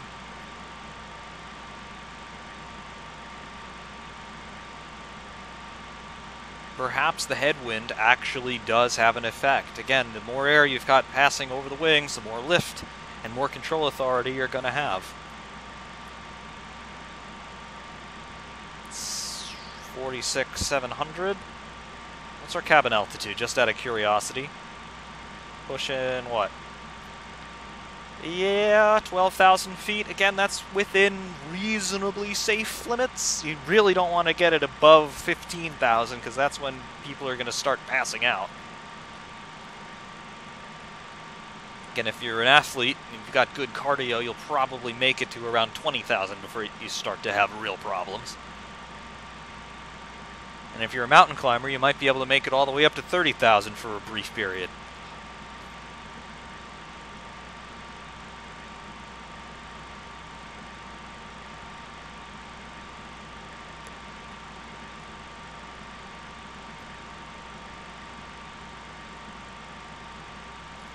Mach 0.82. Again, we're getting pretty high, and you can see we are at 82% the speed of sound, doing 186 knots, so roughly 200 miles an hour. 200 miles an hour on the ground, nowhere near Mach 1, but we're 82% the speed of sound at 47,000 feet. How about that?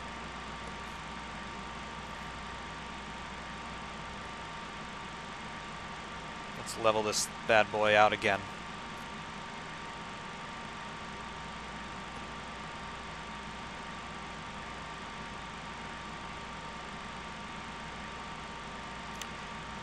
Yuji-Ide. Yeah, remember him? Those of you who perhaps didn't get to watch Formula 1 in 2006, Yuji-Ide. He was a Japanese driver for what was then the brand new Super Aguri Honda team. He barely had his super license, his eligibility to compete in Formula 1. He was very slow, and he lost his drive after he punted Christian Albers into the air through several inversions at Imola. That was at Villeneuve. That was at the approach to the Villeneuve chicane at Imola in 2006. Christian Albers left terra firma for a moment there and spun through at least 500 degrees there before landing back down in the gravel trap. I remember in qualifying for the Australian Grand Prix, which was round 3 of 2006, Ide dropped it on his outlap coming into the penultimate corner. And he couldn't figure out how to get the car into reverse. He had the nose parked right up against the barrier, and obviously he needed to reverse out of that situation. He was stuck there for so long that they red flagged qualifying, and then after they red flagged it, then he was able to punch up reverse and continue.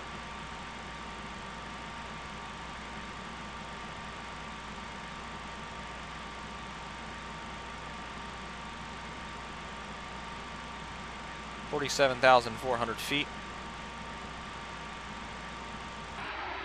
Heading back outside, here's a big cirrus cloud deck that we're flying above now. There are the Bahamas. And beyond that on the horizon, Florida.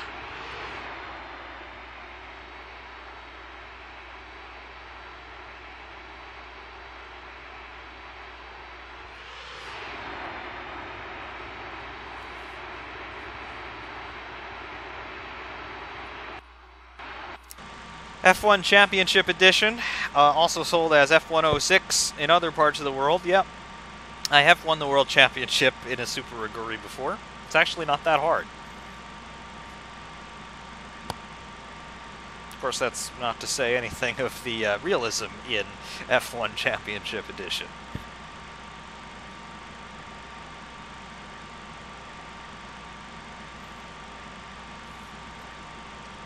In terms of drivers like Sergei Sirotkin, it's hard to judge just on what level they're at. It's similar with Lance Stroll, because the Williams is just so bad.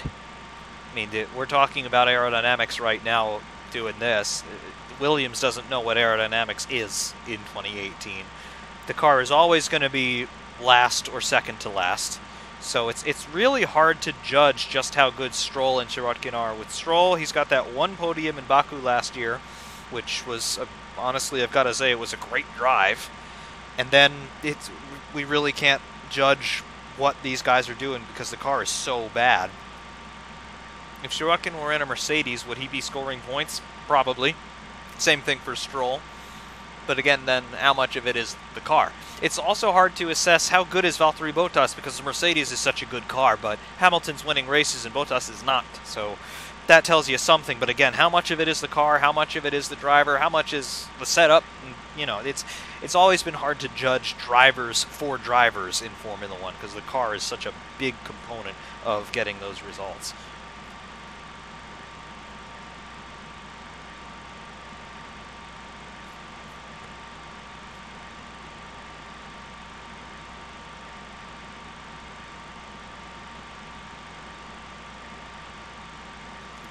What's really sad, though, about Williams is, 20 years ago they were winning the World Championship, but they've been essentially nowhere since, and they were last consistently challenging for wins in 2002, so that's quite a while ago now. It's 16 years ago. Their last win for a long time was in 2004, the Brazilian Grand Prix with Montoya, and then they got lucky in 2012, and Maldonado won in Spain. I'll never forget that day. And it was so perfect because Maldonado wins the race and then immediately the garage burns down. So I mean, that is irony of all ironies. The train wreck that was Maldonado and then the garage catches fire. It was perfect. It was unfortunate to see. I don't think anybody was hurt, but yeah, it was fun.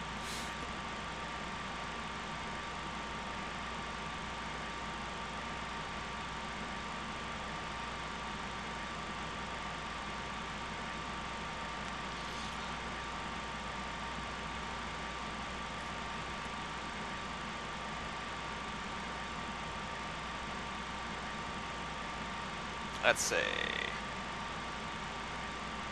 The ascent continues. Let's do 1,000 feet a minute. Let's throw caution to the wind.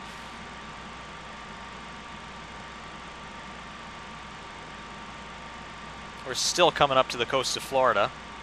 We flew out quite a ways. Fuel is good.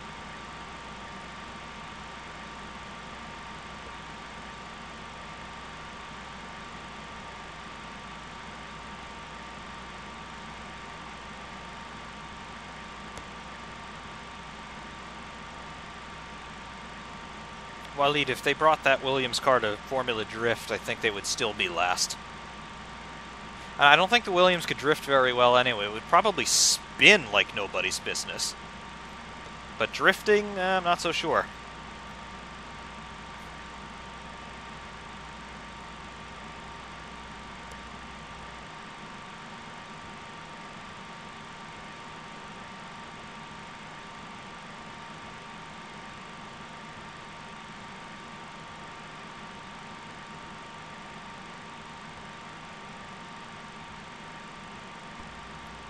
Let's see.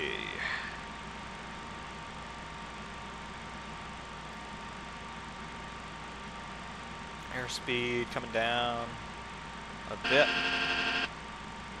There's 48,700.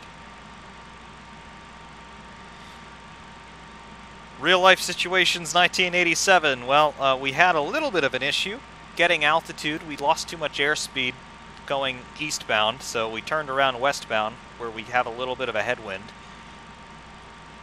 And now things seem to be under control a little more.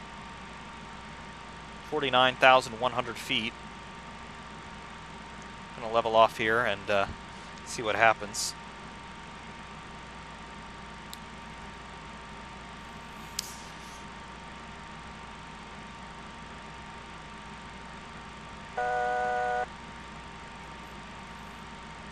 Go, we're within 1,000 feet of 50,000.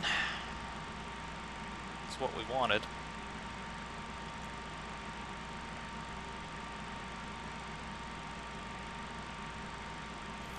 Yeah, Hamilton, he's always been this way. It's just the way he operates. When things are working well, when everything around him is where it should be, and that goes to, it seems to go into every facet of his life.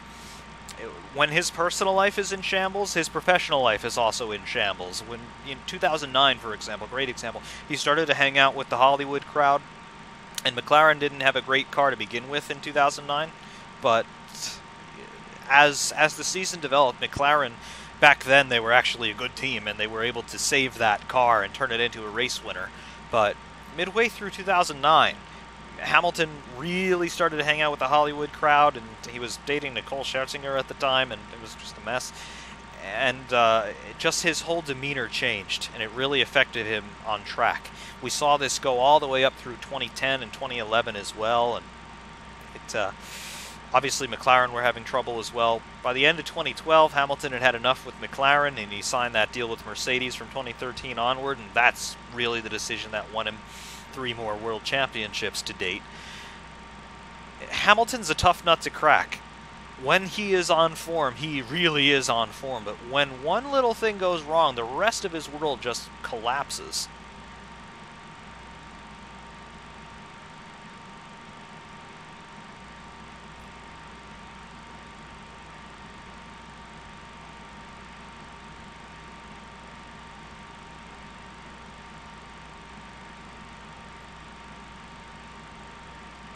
See, our airspeed down to 160 knots, 0.79 Mach. Are we able to accelerate? We're at 0.792 at the moment. 49,300 feet.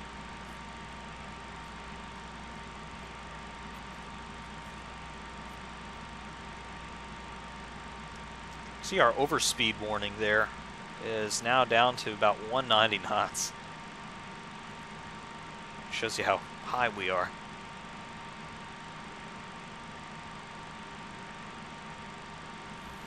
And outside, there's Florida.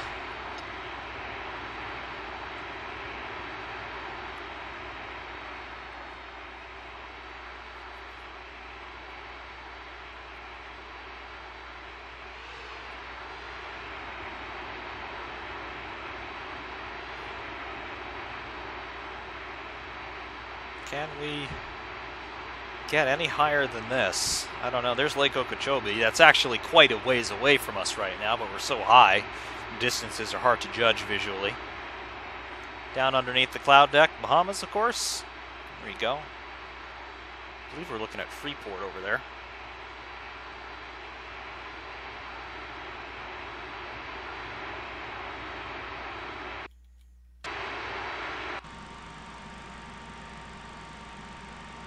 Airspeed's not really increasing now. Ran into this problem before.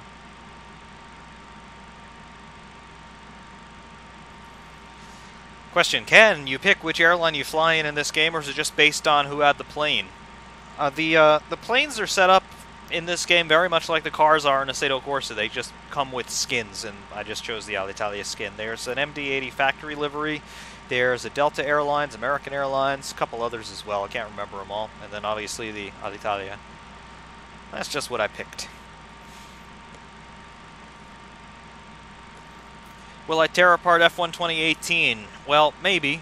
I don't know if I'm going to tear it apart. I know that when F1 2017 came out, I was initially very critical of it, and then I had to backtrack on that because I played it more and actually liked it, so I'm going to feature it. I'm going to criticize it if there are things in there that deserve to be criticized, but I'm not going to come out from the gate looking to tear it apart.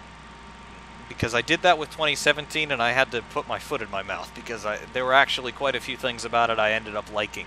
So I'm going to look at it from the beginning. We're going to report on what I see. And if there are things that I don't like, I'll tell you. If there are things I do like, I'll tell you about that as well.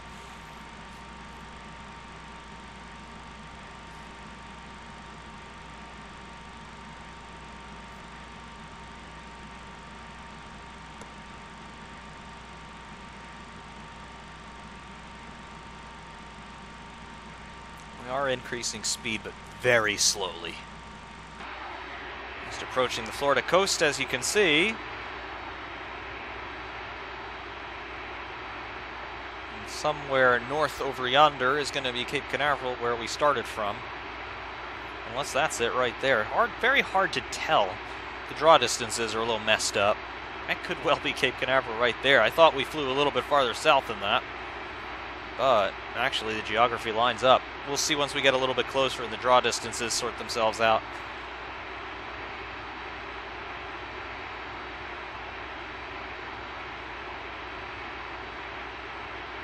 Could be. Shape of the coastline looks similar enough. We'll find out.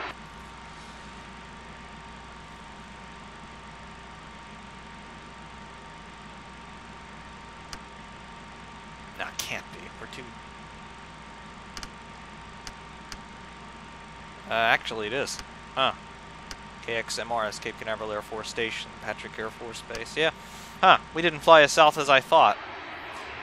That is Cape Canaveral confirmed.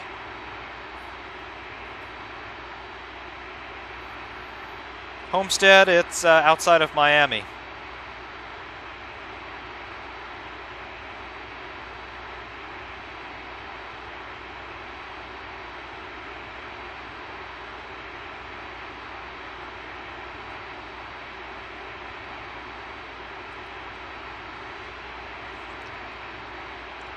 Ayrton, yes. Where is Imola? Imola is about, what would I say, 6,000 miles east of here, and a bit north as well. Actually, a lot north.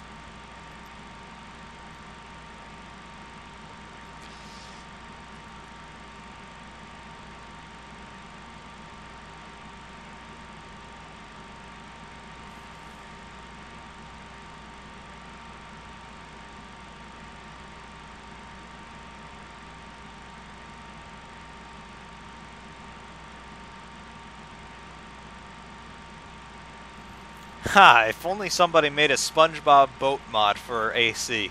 I would review it if somebody... Okay, there are two mods that need to be made right now for Assetto Corsa. If any mod developers are watching, listen to me. You must make a mod of two SpongeBob vehicles. We need the boat from Mrs. Puff's boating school, and we also need the Krabby Patty. We need the cheeseburger. I want to drive a cheeseburger in Assetto Corsa. Please make it happen.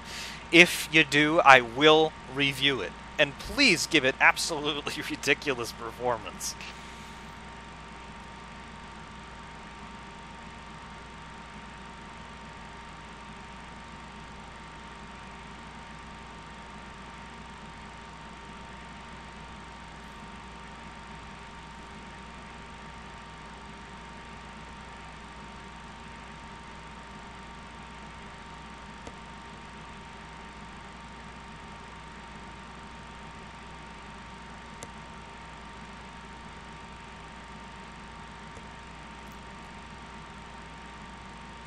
Up on 50,000 feet. There it is, 50,000. And, believe it or not, long ago, this altitude right here, 50,000 feet, this used to be the internationally accepted definition of space. Yeah. Because at this altitude, you can't survive without considerable protection anyway, so you may as well be in space if you're this high up. But obviously, we still have appreciable atmosphere around us. Here's what we look like from the ground. How about that? Yeah, that's we're just a barely visible dot. And why are there trees in the middle of the ocean? That's odd. Anyway, what have we got? Altitude, we're above 50,000 feet. That explains it.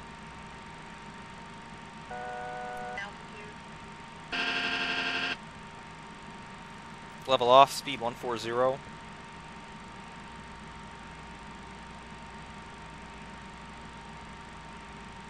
Have I heard the new sounds on the MP420 from VRC? Yes, I have. There was a video put up, actually there was one put up just yesterday with new downshift sounds on the MP420. This is VRC's MP420. Stall warning! Just what we wanted! Angle of attack is too high. Again, that 10-degree pitch, that's the problem. We gotta get the nose down. 50,500 feet.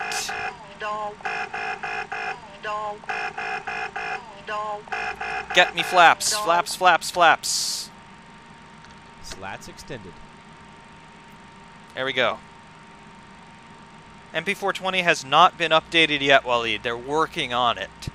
It's in version 0.1 still. I'm assuming this sound update is going to come out in a 0.2 or 0.3 beta spec. VRC tend to follow a 0.1, 0.3, sometimes a 0.6, but they always do a 0.1, a 0.3, and then it's either 1.0 or 0.6. But they are working on an update for the 420.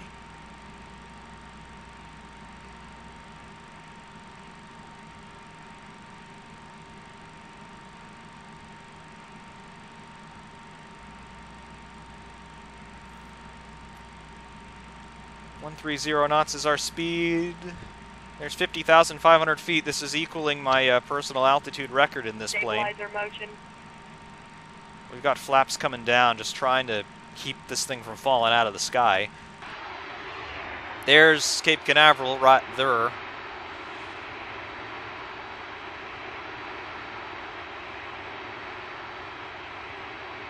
.50,500 feet. You can see how high the nose is. That's angle of attack. We're still straight and level, but the nose is pitched up about 10 degrees. Actually, it's almost exactly 10 degrees. Alright, we're just going to come below V1 speed now. We're going way too slow. We're just bleeding airspeed now. 50,500. That's it. Autopilot disengaged. Manual control. We're at full throttle. Let's pitch up. Let's just go to 50,000 in a bit. 50,500 in a bit. Come on.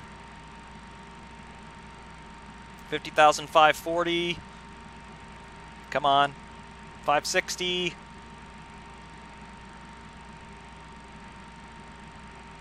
$50,600. Come on, come on. Ah, we're dropping. Ah, 50,560. That is the personal altitude record in this plane. We couldn't get to 55,000 feet. We have to descend now. Landing gear. Idle thrust. Cape Canaveral is right there. And we're going to land on the same runway from which we took off. We have to drop 50,000 feet, and we only have about 20 or so miles to do it. Landing gear. Landing gear. Landing gear. Landing gear. Landing gear. Let's give a little bit of thrust on the engines to get rid of that landing gear warning. Landing gear. Alright, good enough. Stall warning. Stall. Alright, come on, get the nose down. Good enough. Come on, come on. Alright. We are descending, folks. We're at V1 speed right now, so this is what we would be doing on the runway, and we're 49,000 feet in the air. This isn't good.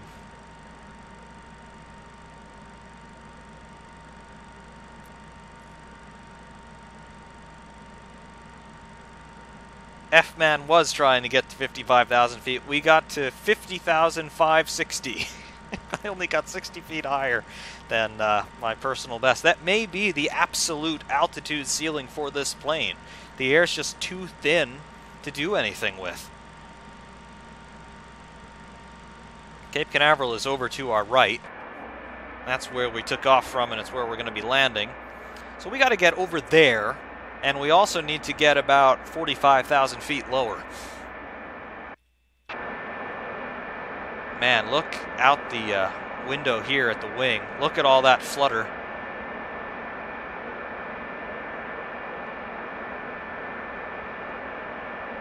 Yeah, that's fun times right there. What have we got? All right, 45,000 feet. Come on. Let's go into a bit of a right turn. Again, we are flying on manual control now.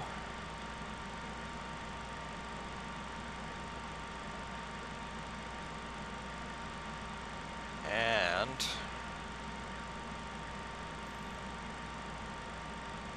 okay, don't go up. Do not go up. Dive, dive, dive, please. All right. Controls are really touchy at these high altitudes.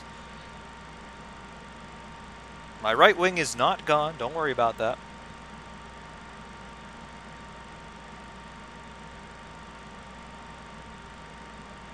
I bet a quick tour of the European F1 calendar with the F-22. We'd be able to cover all of Europe in about 2 minutes. That's not true. The space station could cover all of Europe in about 2 minutes.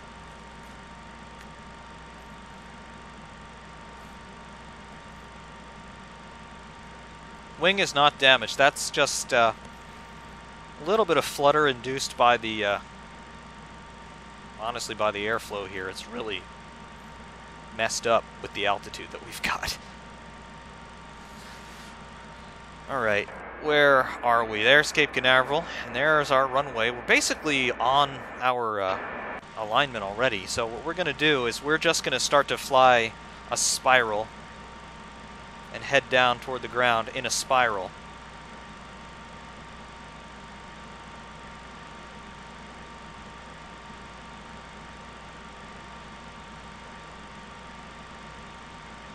This may take a little while, but we'll get there.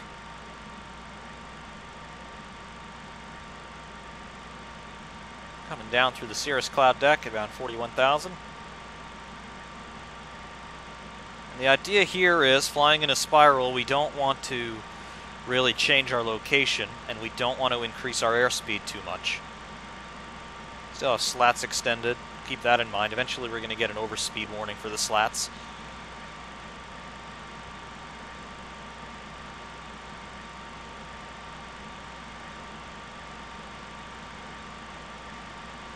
Sharp descent isn't going to affect the cabin pressure too much, because the pressurization system is still working.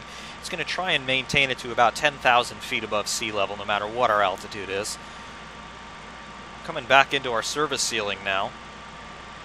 Around 37,000, 38,000 feet. We're at 39,300 at the moment.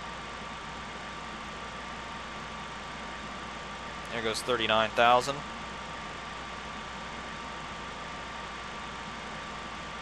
We are just literally flying in circles in a downward spiral. It's all a controlled downward spiral, though, unlike many things in the real-life version of the life of Ferrariman. But, yeah. Keep going here. Airspeed 210 or so.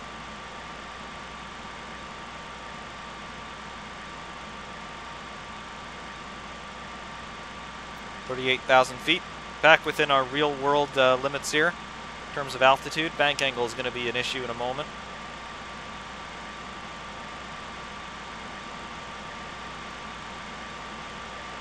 $220 knots.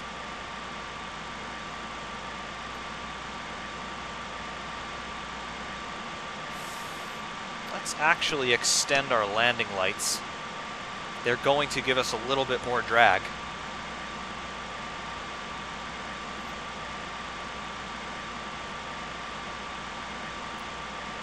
$35,800. Hopefully the passengers are suitably entertained by what's going on right now. Put ourselves about 30 degrees at bank.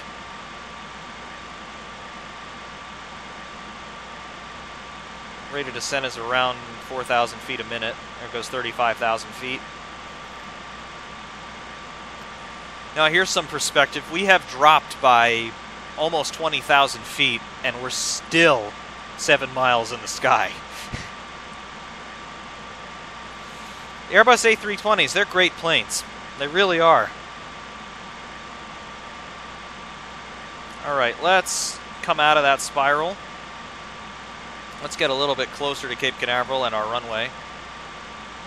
Our trim is messed up. I have full... Yeah, I'm pitching down all the way, and I still can't get much pitch authority.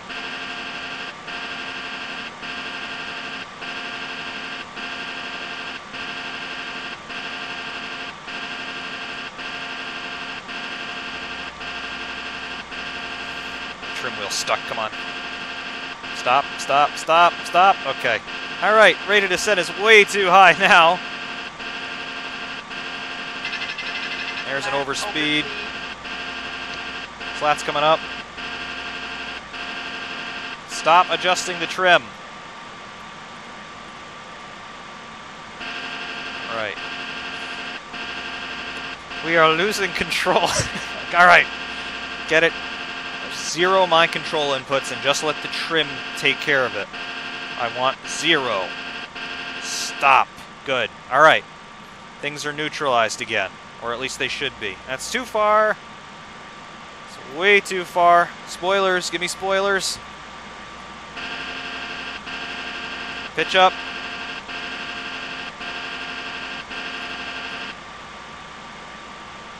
Give me some pitch authority. Come on. Overspeed. Overspeed. Overspeed. Overspeed. Overspeed. We're going to get into some massive airframe stress here. Overspeed. Overspeed. It has not gone well. Overspeed. We're back in control. Alright. That wasn't good. I don't know what caused that, but I didn't like it.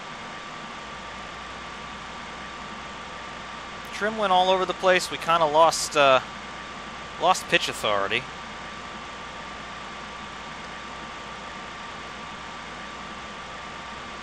We're back under control.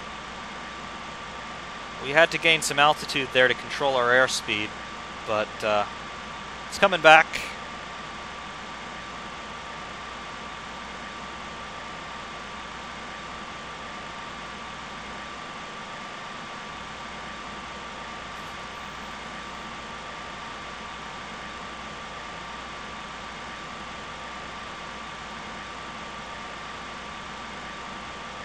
There it goes, 21,000 feet, coming through it now.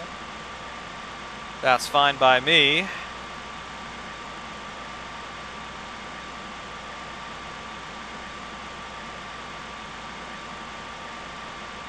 Come on.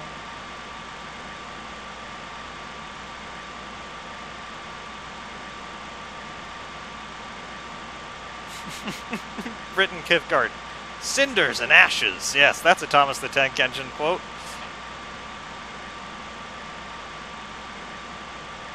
$18,000 feet. We still have a lot of slowing down to do. We're at 300 knots. Landing speed in this thing is going to be around 140 knots. And it's hard to get this plane slowed down because the wings are kind of short and stubby. It sort of flies a lot like the space shuttle, believe it or not. Built in the same era.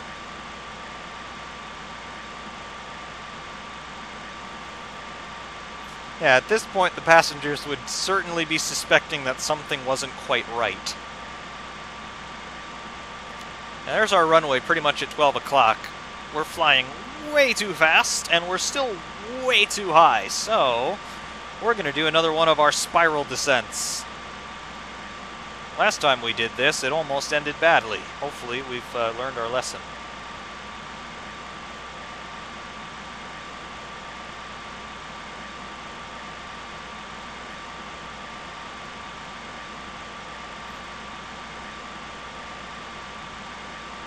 Yes, there are mods for the Flintstones car and the F-Zero Blue Falcon for AC. I know.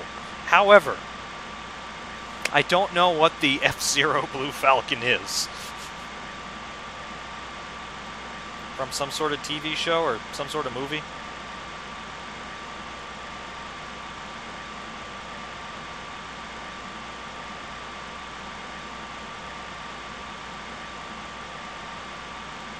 Land at 400 knots. No.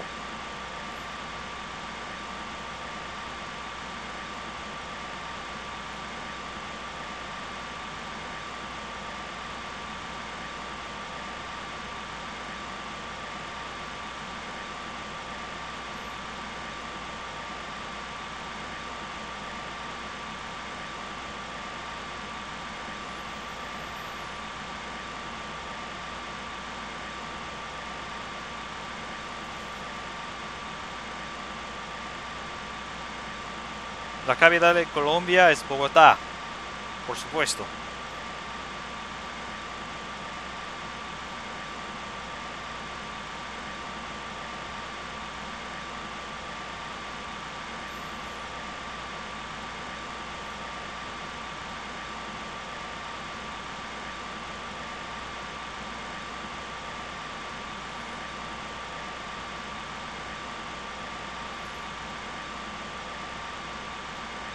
Alright, 8,600 feet.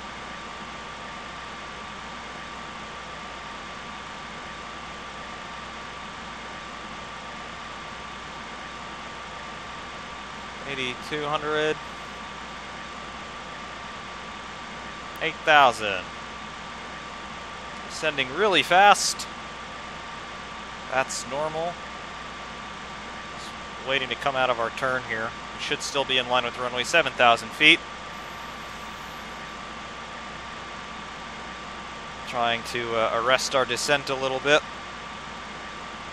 No, no, no. We're not going to get a stall warning. We're still doing 280 knots.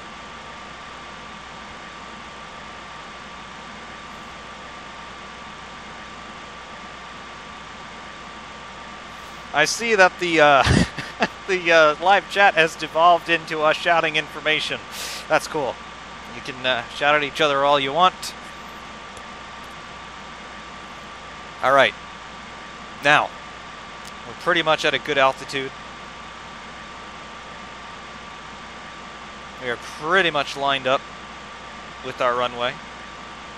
And now we pretty much have to bleed off about 150 miles an hour.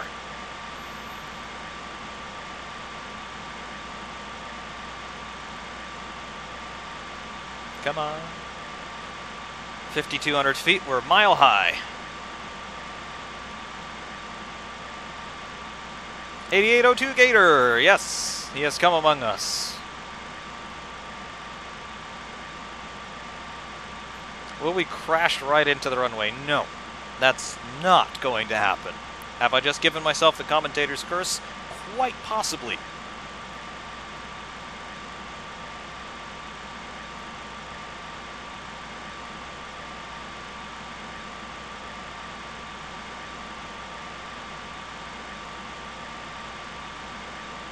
.300 feet, 4,200. We don't need to be descending at 2,000 feet a minute anymore. At that rate, we'll hit the ground in 2 minutes. We're a little bit farther away from the runway than 2 minutes.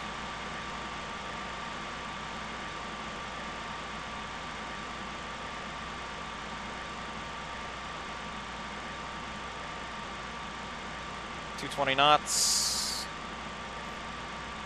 Give the engines a little bit of power. Gosh, the engines haven't been doing much of anything for the last 10 minutes or so.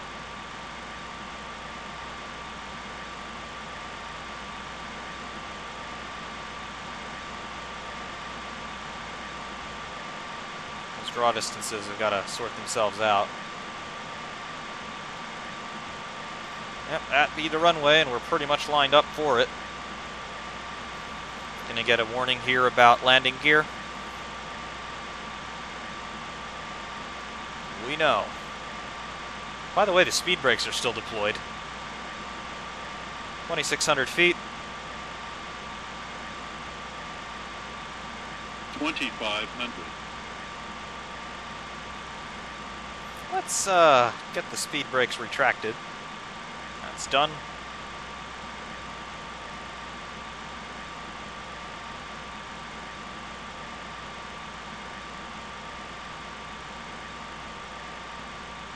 .210 knots. Landing gear. I know. Landing Don't gear. yell at me about the landing gear. Landing gear. Landing gear. Landing gear. Landing gear. Landing gear. Pretty much lined up. Landing gear. Landing gear. Landing gear. Landing gear. Landing gear. We are landing, Waleed. Landing gear. Landing gear. Landing gear. Unfortunately, you're going to get that landing gear warning until I decide to put the gear down. Landing gear. Alright, now we need the speed brakes again. Speed brakes. That's going to trigger a speed brakes warning as well. At this point, we would actually make it without the engines. More or less. We're a little bit low to say that, definitely. Landing gear. Landing gear. Landing gear. A little bit of crosswind. Landing gear. Landing gear. Landing gear. Landing gear. Landing gear. Landing gear. Landing gear. Landing gear. Landing gear. Landing gear. Landing gear. Landing gear. Landing gear. Landing gear. Landing gear. Landing gear. 1,000. Landing gear. 1,000 Slats feet. extended. Landing gear. Flaps at 11 degrees. Landing gear. Landing Gear coming.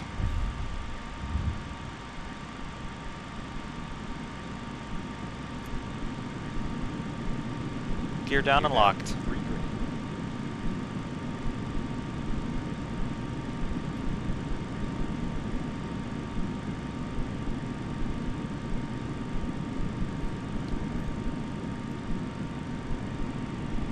$500.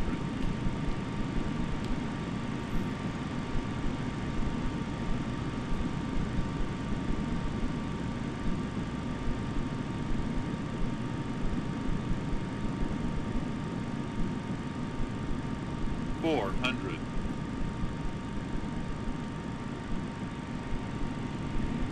$300.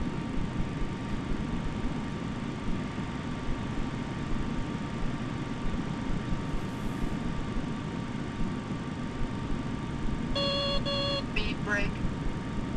200. Speed brake. Sync rate. Sync rate. 100. 50. 40. 30. 20. 10. There it is. Main gear down. Two in Reversers. reverse. Nose gear is down. Most reversers are on full. Airspeed coming down.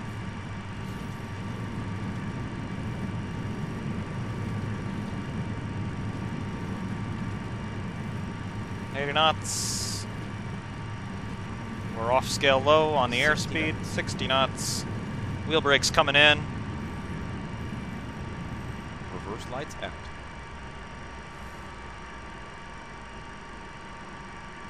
Wheel stop. Parking brakes engaged. Well, you were saying that we were all going to die. I don't think that happened. As a matter of fact, that landing looked so pretty. I think we might need to see it in instant replay.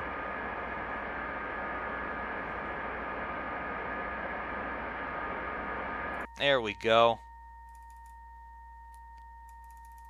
Let's do a replay of the last minute and a half of the flight. Here's what that looked like from the ground.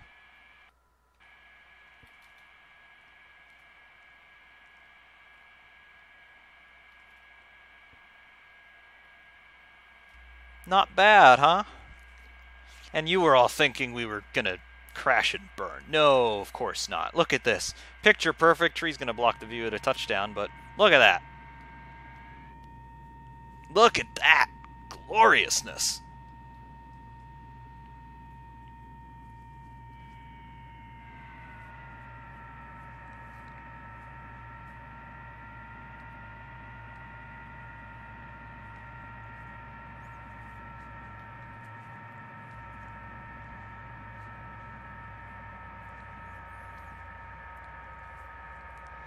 Well, we made it to 50,560 feet. Not quite good enough, but we did survive. No skid marks there. That's because the replay doesn't recognize the fact that my parking brakes were not set at the time of touchdown, so it's rendering those big skid marks because it thinks that I touched down with the parking brakes applied. I did not, obviously. We would have skidded off the runway if that were the case. We wouldn't have had any steering.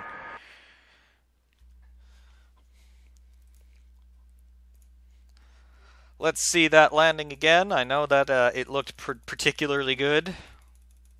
We'll show it from that spot view. Headwind, shear, headwind, shear, headwind, shear. Yeah, when you set the replay, it makes some things go nuts there. 100, There we go. 50, 40, Look at that. 30, 20, 10, Beautiful. Didn't bounce it.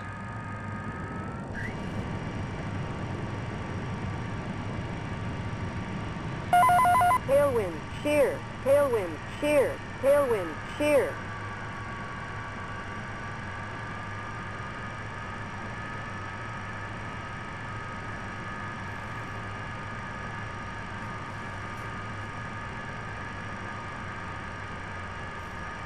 Not bad, I have to say. So perhaps I'm not just good at driving pretend race cars, perhaps I'm also good at flying pretend airplanes. Particularly, 40-year-old pretend airplanes. But hey, to each their own, I suppose. Do this from the wing view as well. Replay will send itself back to minus 90 seconds in about 10 seconds.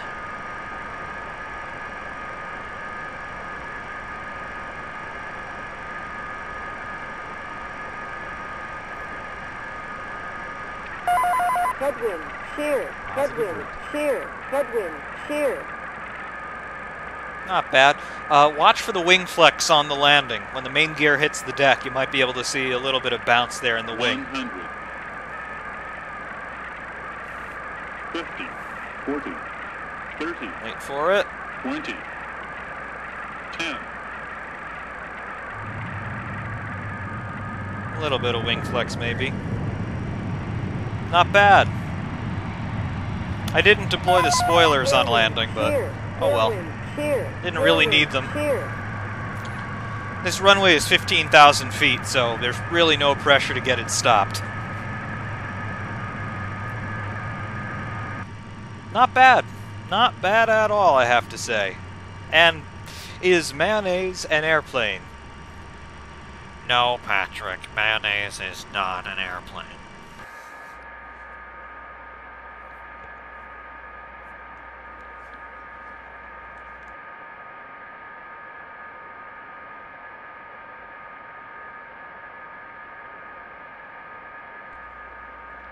So, yeah, not too bad, I have to say. That was definitely one of the better landings that we've had up to this point.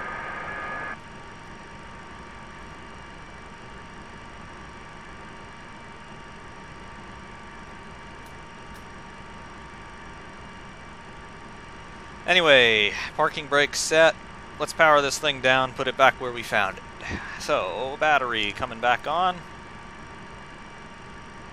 Start pump on.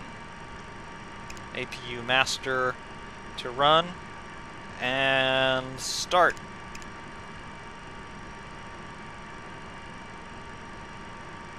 APU is spinning up.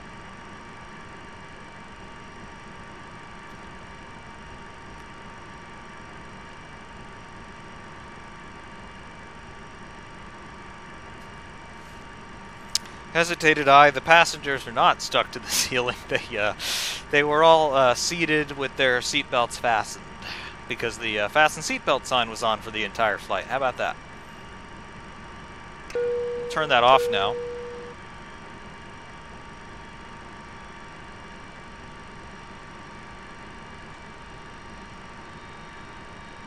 Alright, APU is on. APU air is on. Yes.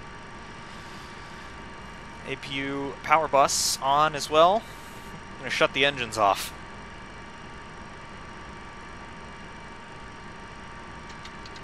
Engine stop. Get a power transfer onto the APU generator.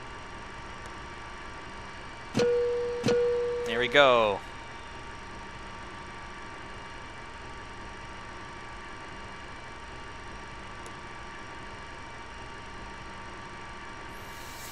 Put spool down on the engines. Let's go into the left hand, or rather the right hand seat, and turn off our hydraulic system. Engine pumps off. Auxiliary pump off. Hydraulic pressure dropping.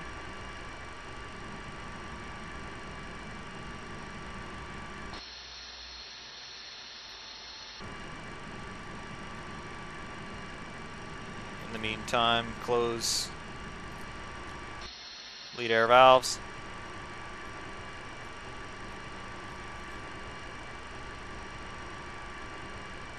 Turn off our cabin pressure and climate control. Cabin altitude now at sea level, as you would expect. Turn off our fuel pumps.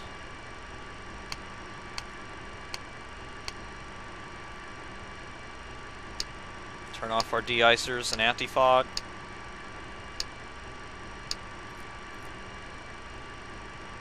Turn off our pitot heat. Emergency lights, turn them off. Start pump on the APU, turn it off.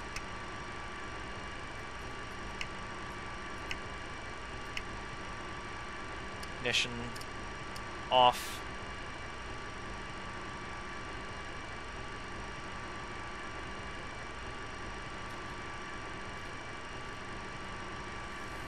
Anything else that we got to turn off here? Not really.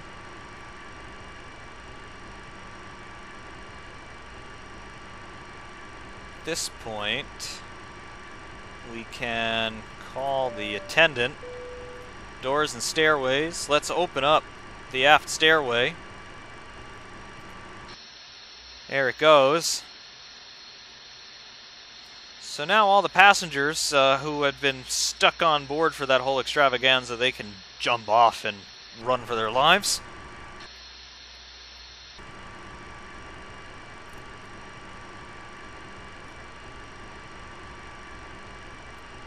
In the meantime, let's turn off our lights.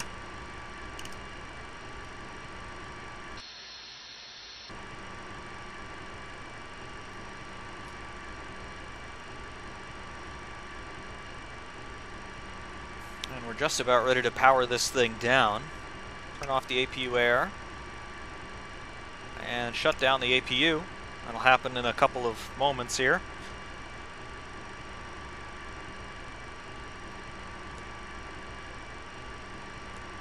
We'll lose most of our systems once the APU shuts down.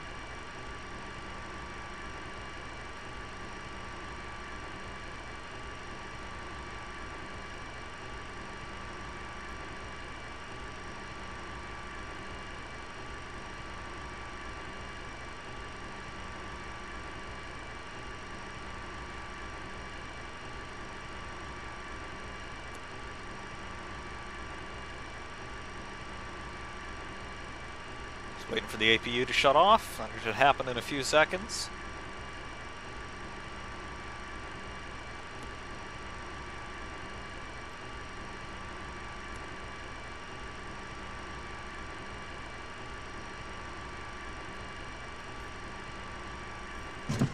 And APU off. And most of our systems just shut down, as you can see. Whole instrument panel is basically dead. Just our status lights are on.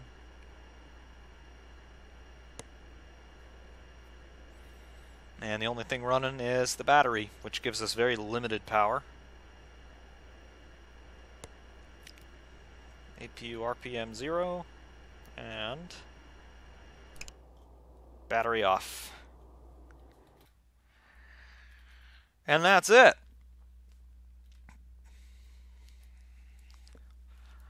Well, for basically 2.5 hours flying around here in this MD-80, we did technically set a new altitude record, at least for me, 50,560 feet, and it just ran out of momentum. I don't know what I'd have to do and try to get this thing up to 55,000 feet, but that was our goal. We failed. However, yeah.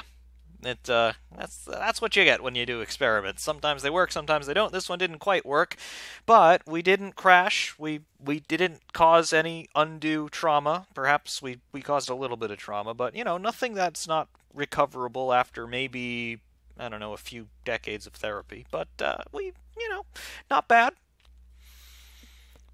Perhaps somewhat interesting for the 4 of you who bothered to watch. Nope. I beg your pardon. There are 5 of you watching right now. Lots of comments, though. So, yeah, definitely. Appreciated you all very much for joining me for this little extravaganza. Of course, we do have commentary of the German Grand Prix coming up in actually just a couple of hours' time. Relatively speaking, it's 9 a.m.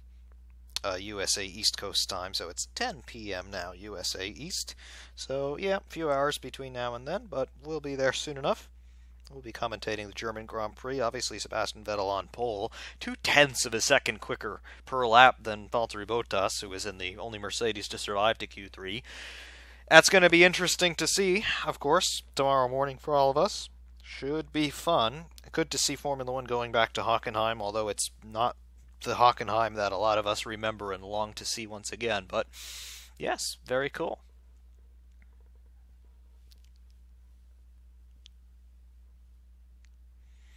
Wally, do you have a track recommendation? Go for it.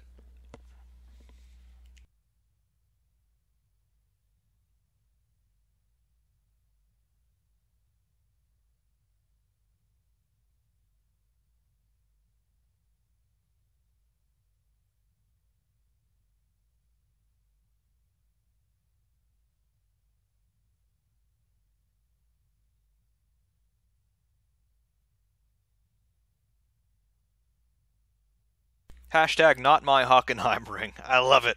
Gonna post that on Twitter.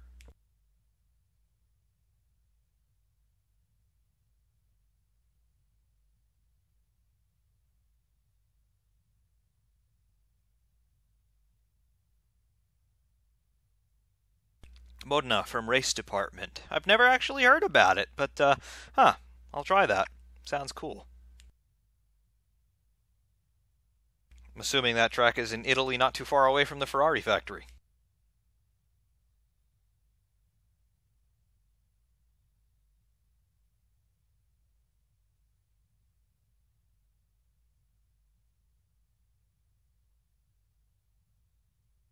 I want to see me fly a P-51 Mustang. Unfortunately, I don't have one of those here. I do have a P-38, another World War II aircraft.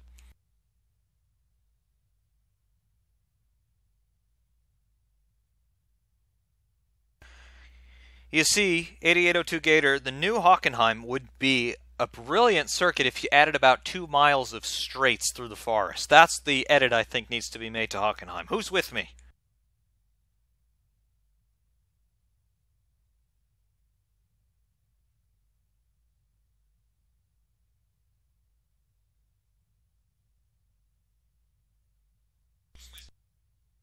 Because think about it, if you add those straights through the forest, which I know it's a crazy idea, no one would ever do it, but I mean the cars could hit maybe 230 miles an hour and going through there. Who doesn't want to see Formula 1 cars going fast? I mean, I know I do.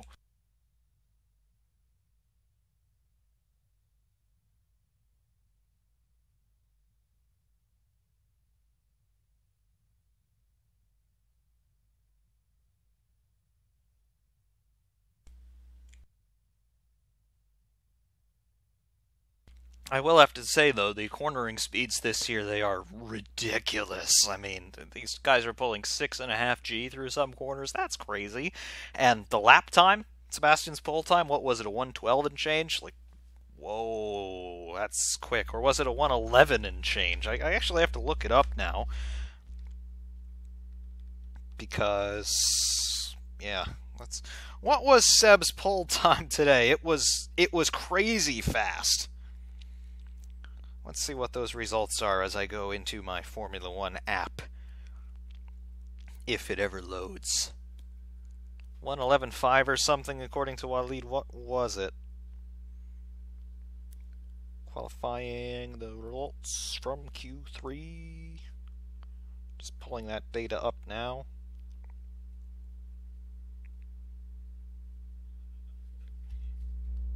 What was it?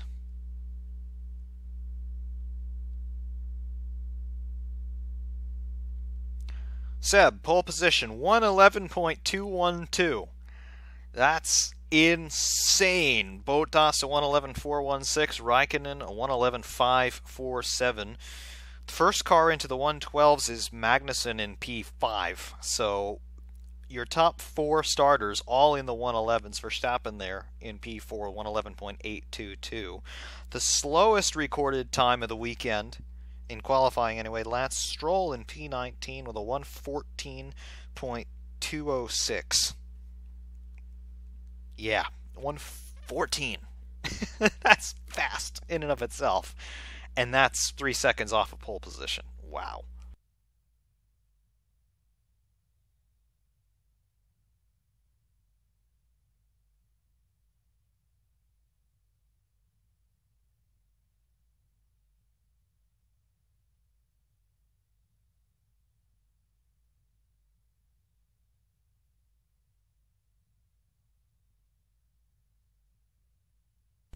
Britain asking, do we need a mystery machine on AC? Is that the Scooby-Doo van thing? The very psychedelic 1970s looking green thing?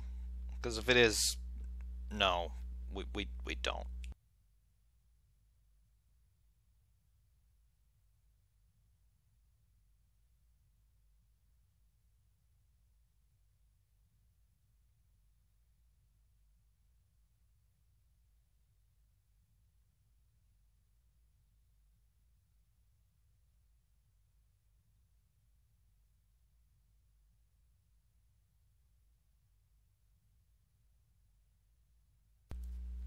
Did Damon Hill qualify for the 2018 German Grand Prix?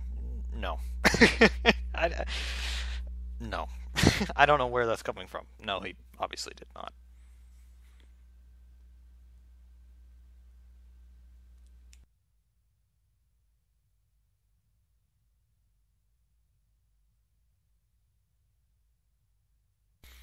And 19-inch wheels for 2021. Or 18-inch wheels, rather. 18, 19, what's the difference? 1 inch. Anyway, no.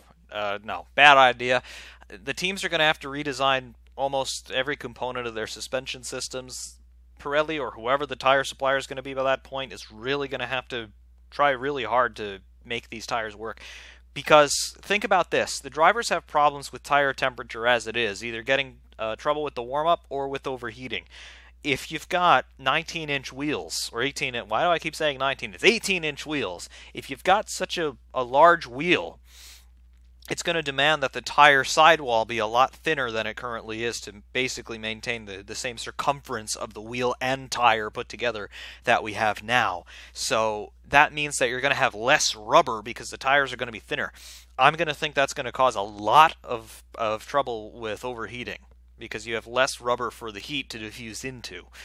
We'll see how the teams get on with it. I would not be surprised if we see an 18-inch tire test happen at some point, maybe even this year, but it's not going to be good from what I could tell.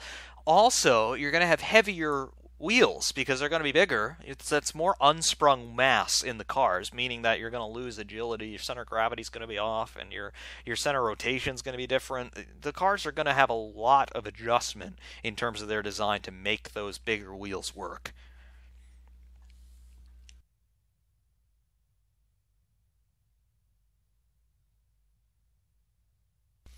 Why don't we just go back to 1990s regulations? I would love to see Formula One reset the rulebook to about 1978 and let it all start again.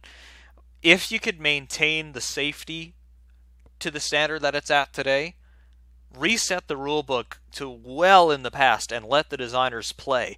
Knowing what we know now, having the technology that we know now, I think you could see the cars go in a really cool direction. They'll never do that. I think it would be spectacular to see, but they'll never do it. IndyCar, on the other hand, yep, they're going in the right direction. The cars look really good this year. They sound great. They're what is it? 2.2 liters displacement on the V6s, but the big difference is twin turbo. So the exhaust is a bit less restricted. The cars are a little bit louder. They also sound a bit sweeter because the exhausts are simply not as restricted. Engine power's down on Formula One. Maybe not so much on the engine side, but with the lack of the hybrid system in IndyCar, they're down about 300 horsepower on your Formula One cars now. IndyCar in road course spec, they're developing around 750 horsepower, which is still nothing to sneeze at, especially when you consider that in the road course spec, the Indy cars are only 1 kilogram heavier than a Formula One car. So that's pretty cool. But for 2020 and 2021, IndyCar is going to be ramping up the power output to closer to 900 horsepower. By that point, again, we don't know what Formula One's doing yet with their engine regs for 2020 and beyond, but it seems to me that they could maintain the current engine spec. If IndyCar goes closer to 900 horsepower, then all of a sudden the differences between the two series are going to start to come down. There's not going to be too much in it. Of course, in the aerodynamics department, nobody could touch Formula One as it is right now, but we're already seeing for 2019 simplified front wings, and they're going to change the rear wings as well. It's going to take some downforce away from the cars, so lap times might start to become more comparable. It's going to be interesting to watch.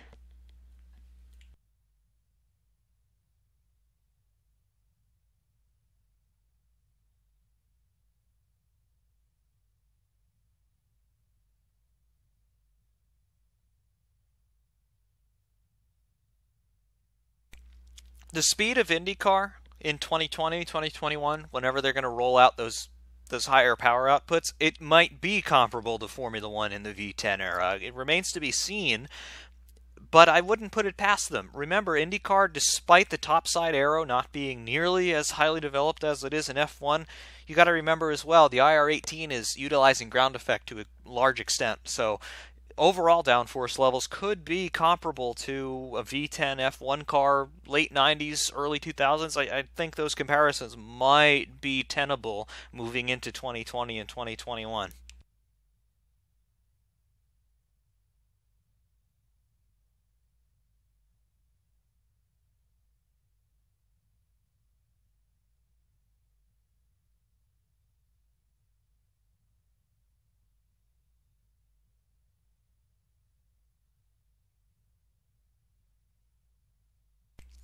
Yeah, Waleed saying 2018 might be the final year for most lap records the way it's going. Yep, I could definitely say that.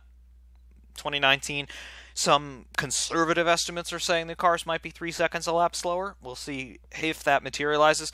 Whenever we've seen regulation changes that are designed to slow the cars down, we do see the engineers claw that downforce back and claw that speed back. So for sure there's going to be an extent of that happening. Are they going to be able to claw back 3 seconds over the winter? Probably not. But within a year or so, maybe. We saw Red Bull do it. 2008 to 2009, they chopped the cars up. They basically became unrecognizable. And then 2010, the top teams started to claw that speed back, doing times that were comparable to 2008. So it's possible within a year we could see the lap times return to what they are now. But that's the thing that annoys me the most about how Formula One works. They go in one direction, and it works. Like the 2017 regs worked very well, and they're essentially unchanged this year, and they work very well. But because we had one race where somebody sitting there counting the overtakes, probably the only person in the world who was sitting there counting the overtakes, said there were an insufficient number of overtakes. Now all of a sudden we're changing the whole formula for 2019 because of one race. Silverstone was excellent. The last 10 laps of Silverstone, those were the best 10 laps I've seen in the last 10 years. Okay? So they're changing the entire complexion of the aerodynamic regs because of 58 laps in Australia versus 10 laps of Silverstone were great. Baku was great in the closing stages of that race. I have every reason to believe that we're going to see a great race tomorrow in Germany. I have every reason to say that the French Grand Prix was actually pretty interesting, despite the fears that the cars weren't going to be able to follow each other through those high-speed corners. I can't really think of a boring race this year aside from the Spanish Grand Prix. That was it. Spain was horribly boring, but nobody complained about it. They complained about Australia, which I thought was actually pretty interesting, particularly with the virtual safety car that we had, and Ferrari with that very inspired strategy call. But somebody complained in the FIA about Australia, and now we're changing the rules. That is what I hate about how Formula One works. It's basically a rule by fiat. The FIA says we can do what we want, and therefore it happens. It's really discouraging. Really it is. Compare that to what happens in IndyCar, the way it works there. Eventually they're going to be implementing some sort of frontal cockpit protection. They tried Halo and it just doesn't work for them. They basically nixed that early on in the planning stages just because of the way the sight lines are around a banked oval. It just doesn't work. But it looks like they're going to go for aero screen, which Ferrari basically unilaterally rejected back in 2017. IndyCar seems like they're going in the aero screen direction. There's precedent, first of all, for it, because in the kart days and the IndyCar days, the 80s and 90s as well, you had the Lexan screens in front of the cockpit, so there's historical precedent for it. And number two, and most importantly, all the testing, they're doing it right out in the open. They're live streaming the test days when somebody is running aero screen. It's really cool to get that level of access. Formula One, Halo just came out of nowhere. The only real prototype I can ever remember seeing of any sort of cockpit protection device in Formula One was that aero screen and canopy idea, where they shot the tire at it in the slow motion videos the FIA posted a few years ago. That's it. That's the only sort of communication that we got from the FIA regarding what eventually became the Halo until the press conference in Hungary last year when they said, yeah, Halo's happening and there's nothing anybody can say about it. That's what I don't like. IndyCar, if somebody comes up with a better idea than the aero screen, guess what? They're going to test it, and they're going to show you that whole process. And if it doesn't work, well, you're going to see why it doesn't work. But if it does work, you're going to see why it does work. It's all out in the open. The fans even have some input into it. Like, I think it was actually a fan that suggested, hey, why don't you cut a naked duct or something into the aero screen, help the drivers stay cool. And guess what? They're cutting naked ducts into the aero screen. So it's a tedious process of trial and error, but the FIA do it one way. It's a closed-door shop, and nobody knows what's happening behind the scenes. IndyCar do it completely out in the open. They do it another way, and everybody seems fine with it. There are very few purists who are saying, oh, well, it's not an open cockpit, but, it works. I like the transparency. No pun intended. Aero screen, transparent, blah, blah, blah. Okay. Shows self-door. But, yeah.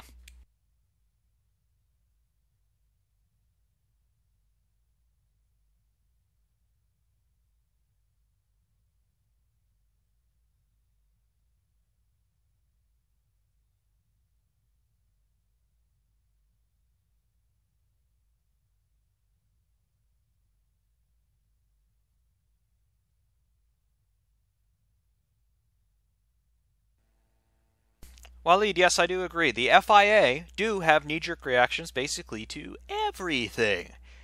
2008. Oh, there's not enough overtaking. We need to change all the rules. So they change all the rules overnight. The Overtaking Working Group. This Overtaking Working Group, the OWG that they talked about in 2008, it actually started as an entity all the way back in 2005.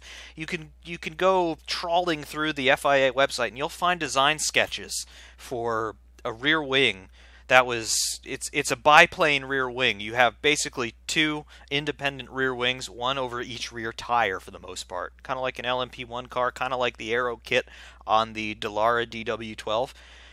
You had a prototype of a downwash wing like that in 2005, slated for introduction in 2008. They pushed that back to 2009, but that design, which might have actually worked, didn't even get an on-track test. They went for the high and narrow rear wing instead, and the super wide and super ugly front wings, which didn't work at all. And guess what? Overtaking wasn't helped. The cars were slower, and the cars were hideously ugly up until 2017. So And it's all because of a knee-jerk reaction to a problem which doesn't exist. The FIA is the premier example, on the world stage anyway, of groupthink. Somebody sees something that they don't like and they're vocal enough about it, they're able to convince the rest of the world that, hey, this is the biggest problem we've ever seen, and here's the one solution that will fix it, even though they won't even explore other proposals. Once they find one thing that addresses all of their concerns, at least in theory, that's what they go with, even without sufficient testing. There were no teams that were running a prototype of the 2009 Aero regulations until winter testing started for 2009. There was one team that actually had an interim car. It was BMW. They had the F1 2009. It was based on the F108, and they ran basically their launch spec package on the F108, and they were the only team actually to do an on-track test with a full 2009 Aero package before the 2009 season started. That's how ridiculous the FIA groupthink is. That's how late they are with ratifying these changes for next year's championship. Like, for example, we could see changes to the formula for 2019 as late as Hungary this year. So that's, what, 7 months or so for the teams to design their cars? It's just too crazy.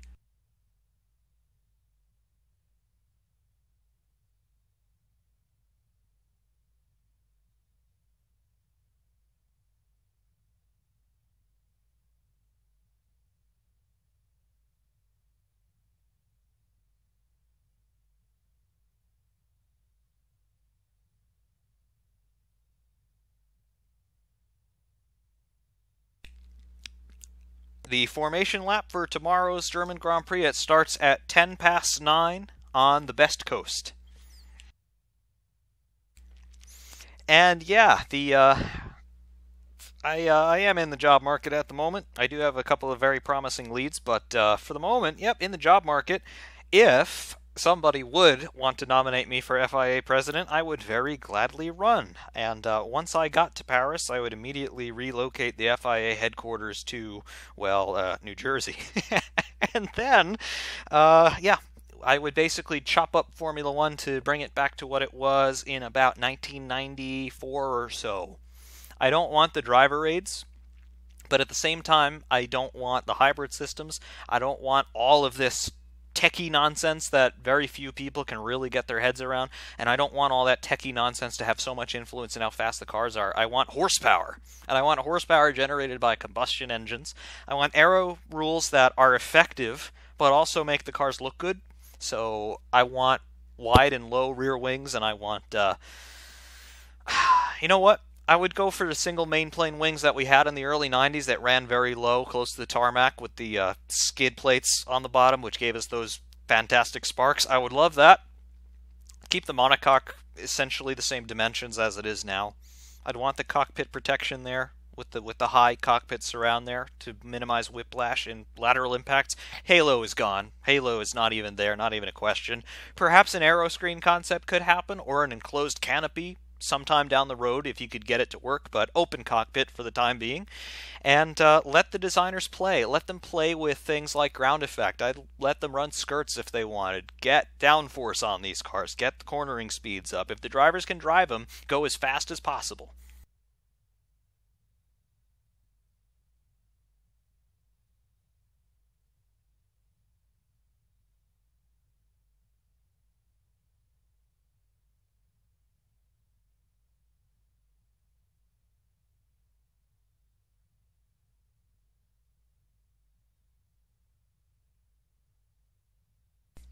Where does one apply to become FIA president? Well, I think you probably start with paying off a few influential French politicians, and then you start by paying off a few influential Ferrari people, and then you probably finish off by paying off some prostitutes, Max Mosley, and yeah, that's how you become FIA president. Jean Todt became FIA president because he's French.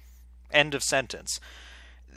The amount of shady nepotism that happens in the FIA is crazy. I remember in 2010, Ari Vantanen, the Finnish rally champion, he made a run for FIA president, and he was shot down instantly. I don't know who else was in the running when Todt was elected. I know there are a couple other guys, but basically Jean Todt ran unopposed, effectively speaking. That's the trouble that we have. Nobody challenged Max Mosley either from 1994 when the FIA was basically established as it is now. It was FISA before then. But we need a change of leadership. We need more transparency from the FIA, and quite honestly, we need Formula One to become an independent entity in and of itself. It needs to have its own sanctioning body. It does not need to be just basically bowing at the altar of the FIA at every turn. The ACO that organizes Le Mans, maybe that would be an alternative, but again, you probably run into the same political pitfalls. Formula One needs to have its own sanctioning body because it's a very unique series. The FIA is the global governance of all motorsport. I mean, even NASCAR has to adhere to certain FIA standards, sort of the fire suits and things. So, yeah, Formula One needs to be independent.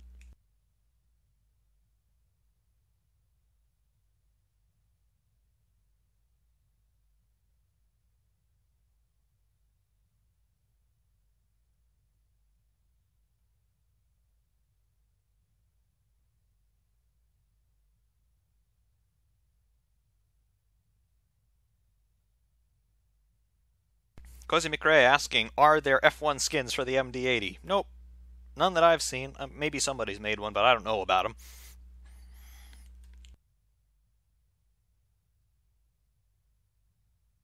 SCCA is just a regional thing, for the most part. It's an American thing for sports car racing. Yeah, basically, Ayrton, I'm saying make F1 independent. It doesn't need to be associated with the FIA. It can do all of its own rules making and its own sanctioning. It's been around for a long time. They know what they're doing.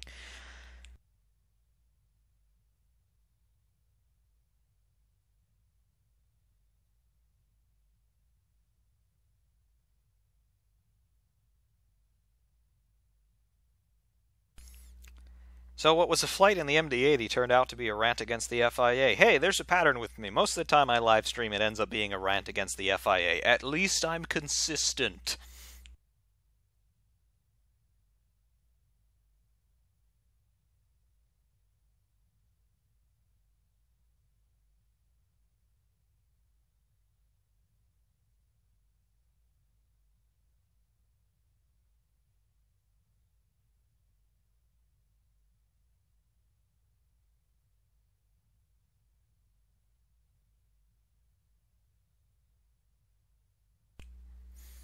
Ayrton, what's on life support? The SCCA? F1 being on life support. Well, I wouldn't say it's on life support. It is the most televised sporting event on the planet. More people watch Formula One than watch the World Cup. So it's huge. The problem with it is, it doesn't cater to its audience very well. The first time that I can ever recall Formula One doing something for the sake of the fans was 2017 when they made the cars faster and look better.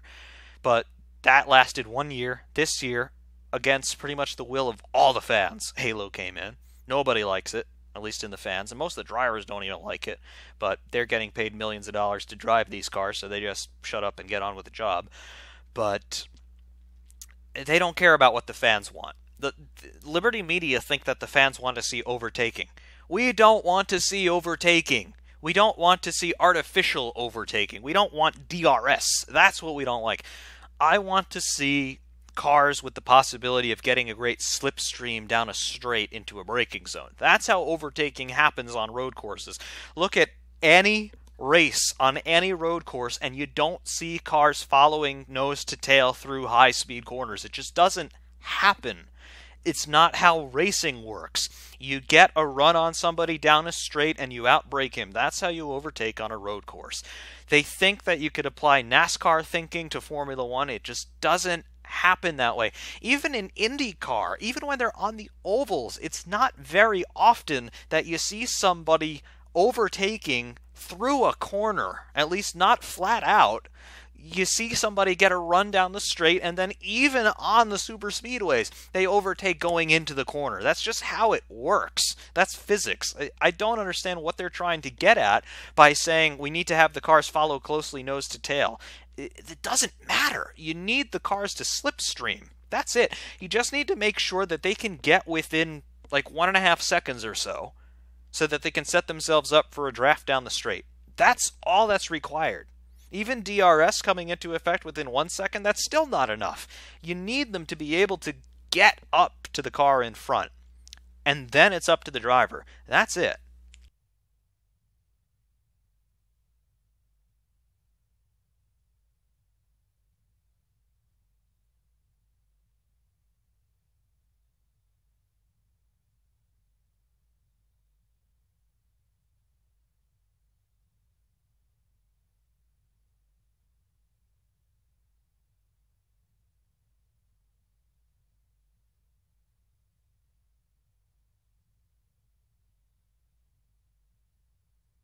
And talking about Dan Weldon with the 2011 IndyCar race at Vegas, that was just a race that should never have happened.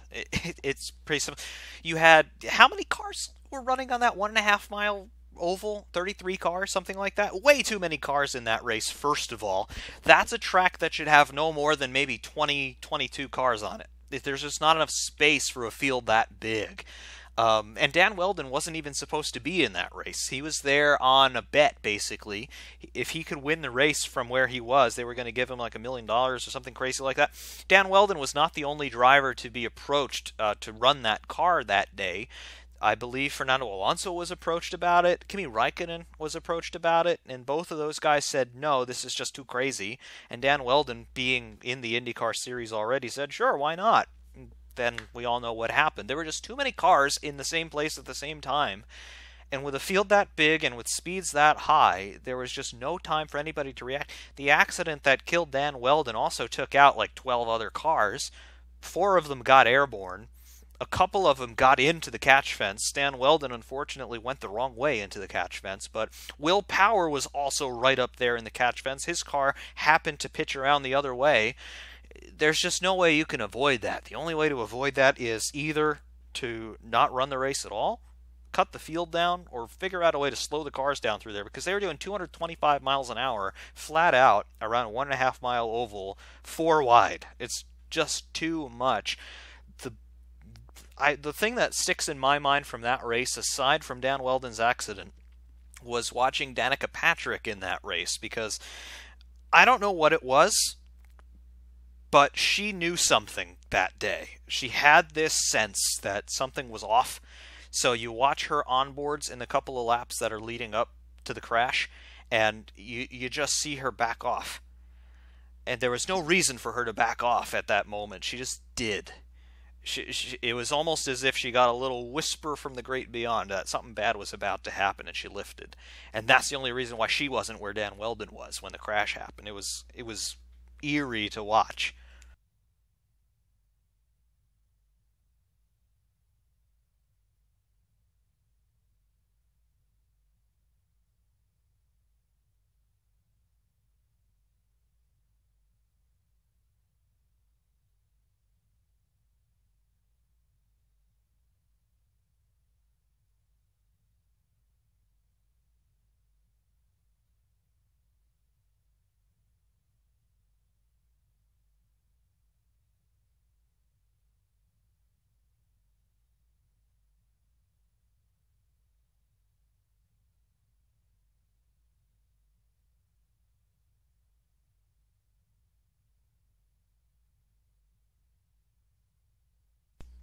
And yes, that's a great point. With the Hans device, and with the monocoques being as strong as they are now, and being as resilient to penetration as they are now, most crashes are not going to be fatal. Most crashes are not even going to cause substantial lasting injury now. I think the biggest risk that racing drivers in open wheel series anyway face is the random chance of debris hitting them in the head and concussion, basically.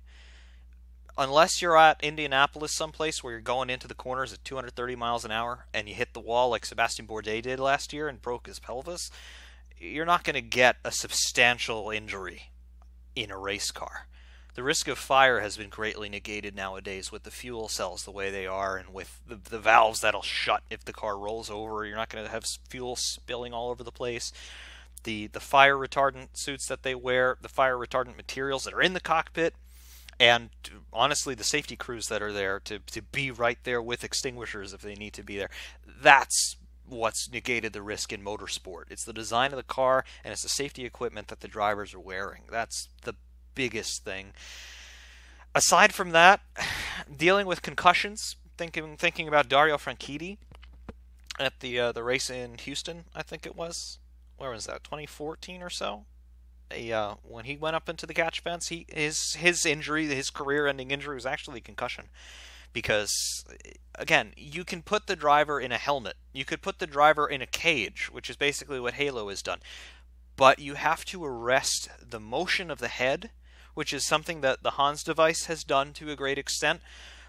But beyond that, you have to figure out a way to arrest the motion of the brain and the spinal cord inside the driver's head. And you can't... It's something that in American football has become a big problem as well. It's the concussion. It's the actual impact of the brain against the skull. And that's something that I think that's going to be the next big step into figuring out a way to dampen that motion sufficiently to keep the brain from hitting the side of the skull. I don't know how you could possibly do that, but I'm sure somebody is trying to figure it out. In American football, with the concussion problems that have been going on there, I think the obvious solution is to take a solution from motorsport. Look at the cockpit surrounds that have been in Formula 1 cars and now that are in Indy cars. It's soft. It looks like it's a solid piece of carbon, but it's not. That collar that you see the drivers removing from the side of the cockpit, it's soft. It's full of foam.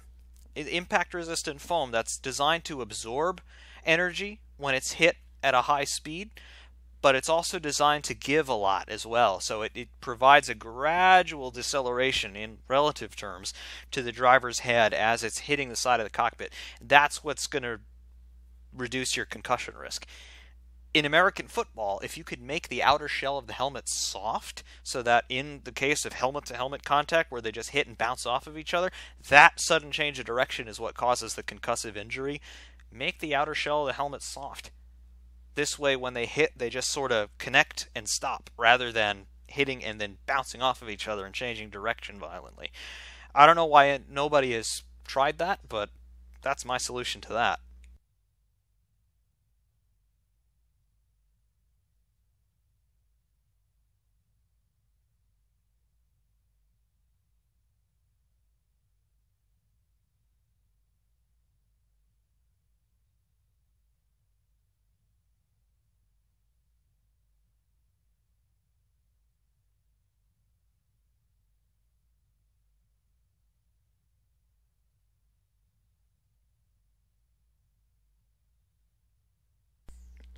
Here's a question. If you could drive any F1 car from any era besides the F2004, what would you drive?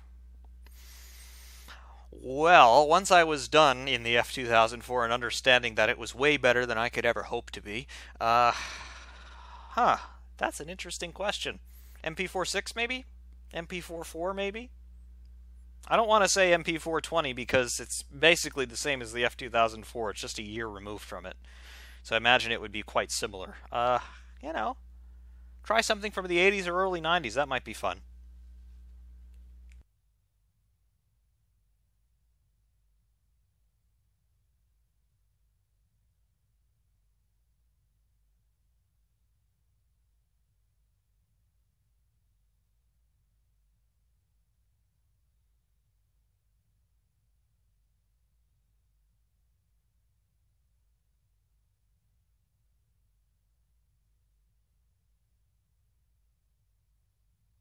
Wally, the headrest and the cockpit surround in IndyCar, it's similar to what's in Formula 1. It's not quite the same. I don't think it has that sort of impact-absorbent foam in it, or maybe not as much of it as is in the Formula 1 cockpits now, but it's a similar material. You know what? I'm going to Pocono this year, the IndyCar race, and if I get close to one of the cars, which I probably will, I have paddock tickets, I'll be sure to take a look, or if any of the I don't know, if any of the team personnel don't look particularly busy at the time, I might actually ask one of them and say, what's that made of?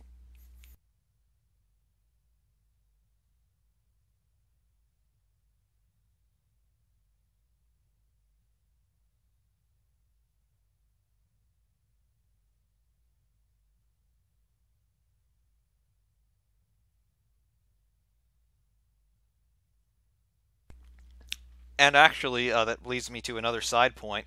The fact that I can even say that, if I get the chance while I'm at Pocono to ask somebody from one of the teams what the cockpit surround's made of, I mean, that speaks volumes. You could never get that close to a Formula One car on a race weekend, ever.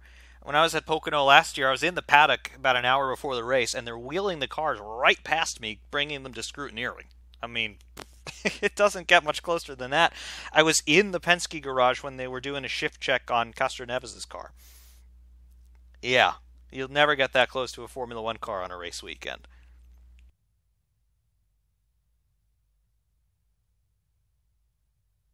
Ayrton with another question. So you say it's weird, but maybe not. If you could spend a day with any F1 driver, dead or alive, which one would you pick? Well, Formula One, we've had our share of personalities, haven't we? Go back to the pre-war Grand Prix days, even some of those guys, and the first, the first F1 champion, Farina. He had a PhD in political science, actually. So think about that. We've had people from all sorts of backgrounds driving Formula One. Some very educated people, and some pretty normal guys too. Some playboys. I mean, it runs the gamut. Who would I spend a day with? I don't know. Anybody who has ever raced in Formula One. You know what? I think Brundle might actually be pretty interesting. Because think about his career. He raced the turbo cars in the 80s. He raced the V10 cars as well through the mid 90s. He's been commentating on the sport for about 20 years now. He still drives on occasion. He might be a very interesting guy to talk to. Who else? Dear. I mean, come on. I think you could basically name any one of them, and I'm sure you could have some very interesting conversations. Believe it or not, Nick Heidfeld might be somebody interesting to talk to because, I mean, he had his contacts with some pretty top teams. He was the test driver for McLaren in the late 90s, and he drove for Williams and BMW and Sauber. And, he was teammate to Kimi Räikkönen, Jacques Villeneuve. He might have some interesting stories to tell. Fisichella as well might be an interesting one. Being able to drive for Jordan and Benetton and Renault and Ferrari. He made the rounds as well.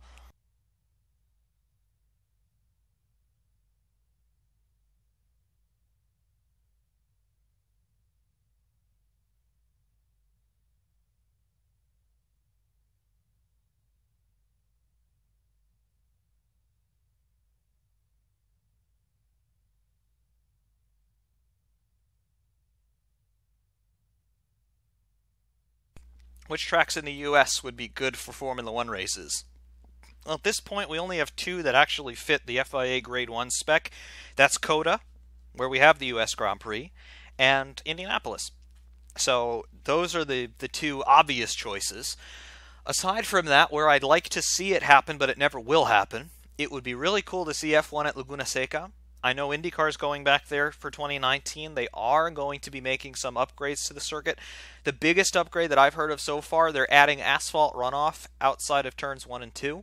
So that's going to push the gravel trap back a bit. I don't know if they're going to be able to move that barrier back because there is actually the Laguna part in the Laguna Seca name. There is actually a little lake just past that barrier, so I don't know if they can move that. It's kind of like where the river is at Imola. You can't move the wall. But aside from that, where else could we have a race? Road Atlanta would be a great venue for an F1 race. It'd be a great circuit. Again, you'd have to do a lot of modifications to the runoff zones. It's basically just grass and gravel. They'd have to move barriers back. They'd have to add asphalt and all that stuff. But it could be done. Road America in the same vein. Mid-Ohio in the same vein. Sebring would be cool. That actually has a Formula One history. Sebring might be interesting. It's actually quite similar to Silverstone in a lot of respects. Watkins Glen, it's too short, unfortunately. But, yeah, there are some places where F1 could go. I'd love for them to go to Pocono. Problem is, there's no real road course at Pocono. You have the oval, and then the road courses are, they're just little slip roads, really. They're not proper racetracks. But yeah, those would be my choices. Laguna Seca basically at the top of the list.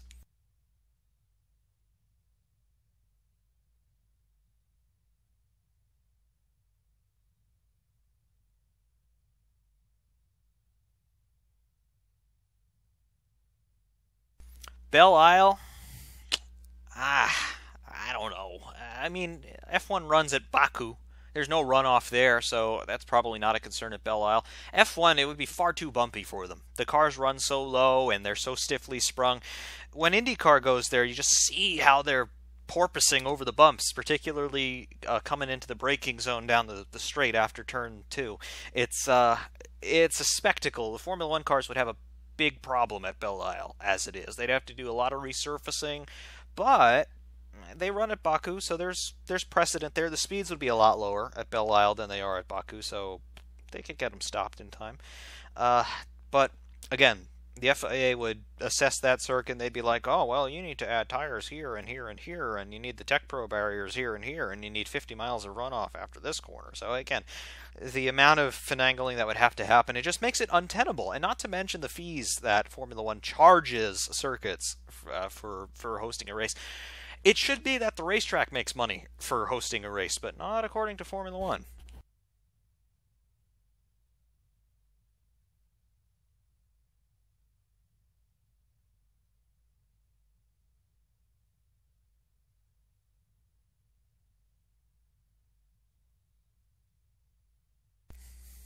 Cosimo Cray, Assetto Corsa Competizione, it is strictly GT cars. It is the GT3 series, unfortunately. It's only going to be one type of car. That's not to say that modders might not have a field day with ACC, but for the moment, it's just GT cars. Not quite my cup of tea. I am going to be trying it out, of course, as I'm sure all of you will be, but I'm not particularly excited about it. The graphics look great, and from what I can tell from the samples that we've seen so far, the physics look good. They look just as good as Assetto Corsa as it is now, maybe even a little better. We'll see. But the subject matter isn't quite my thing.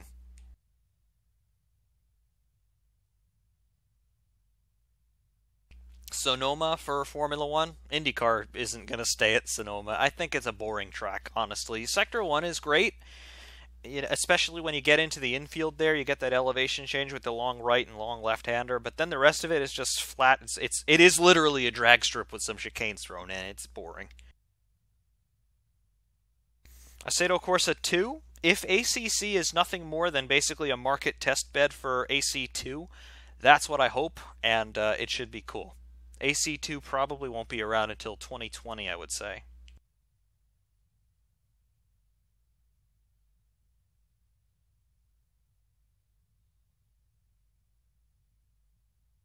Anyway, though, we are coming up to 11:15 here on the best coast of the United States, and I do have to say, if I want to get up at about 8 o'clock in the morning to do the live stream for Germany, I'm going to have to be retiring presently. So, I do have to thank all of you for joining me for this. Been fun. We got a little sidetracked after we flew the MD-80, but hey, it's worth it. So, I will see you all tomorrow morning, my time anyway, for the German Grand Prix. I hope to see a lot of you there, and hopefully we'll see a great race. But until then, I have to rest the old vocal cords, because I'm starting to feel a little hoarse as I am speaking here. So, yeah, I'll see you all tomorrow morning for the German Grand Prix. It should be fun. Hope to see you here. And until then, enjoy the content that I've got. Did a hot lap at Laguna Seca in the SF71H from Assetto Corsa Racer. Those of you who are on Facebook, join the Assetto Corsa Racer group and you'll get the SF71H. It's fast. It's crazy fast. You're going to want it. So if you can download it, it's free, and just join their group. Once they let you into the group, you can download the car. It's free. So you'll enjoy it. And until then, though, thank you all very, very much for watching, and we'll see you bright and early tomorrow for the German Grand Prix. Take care, everyone. See you soon.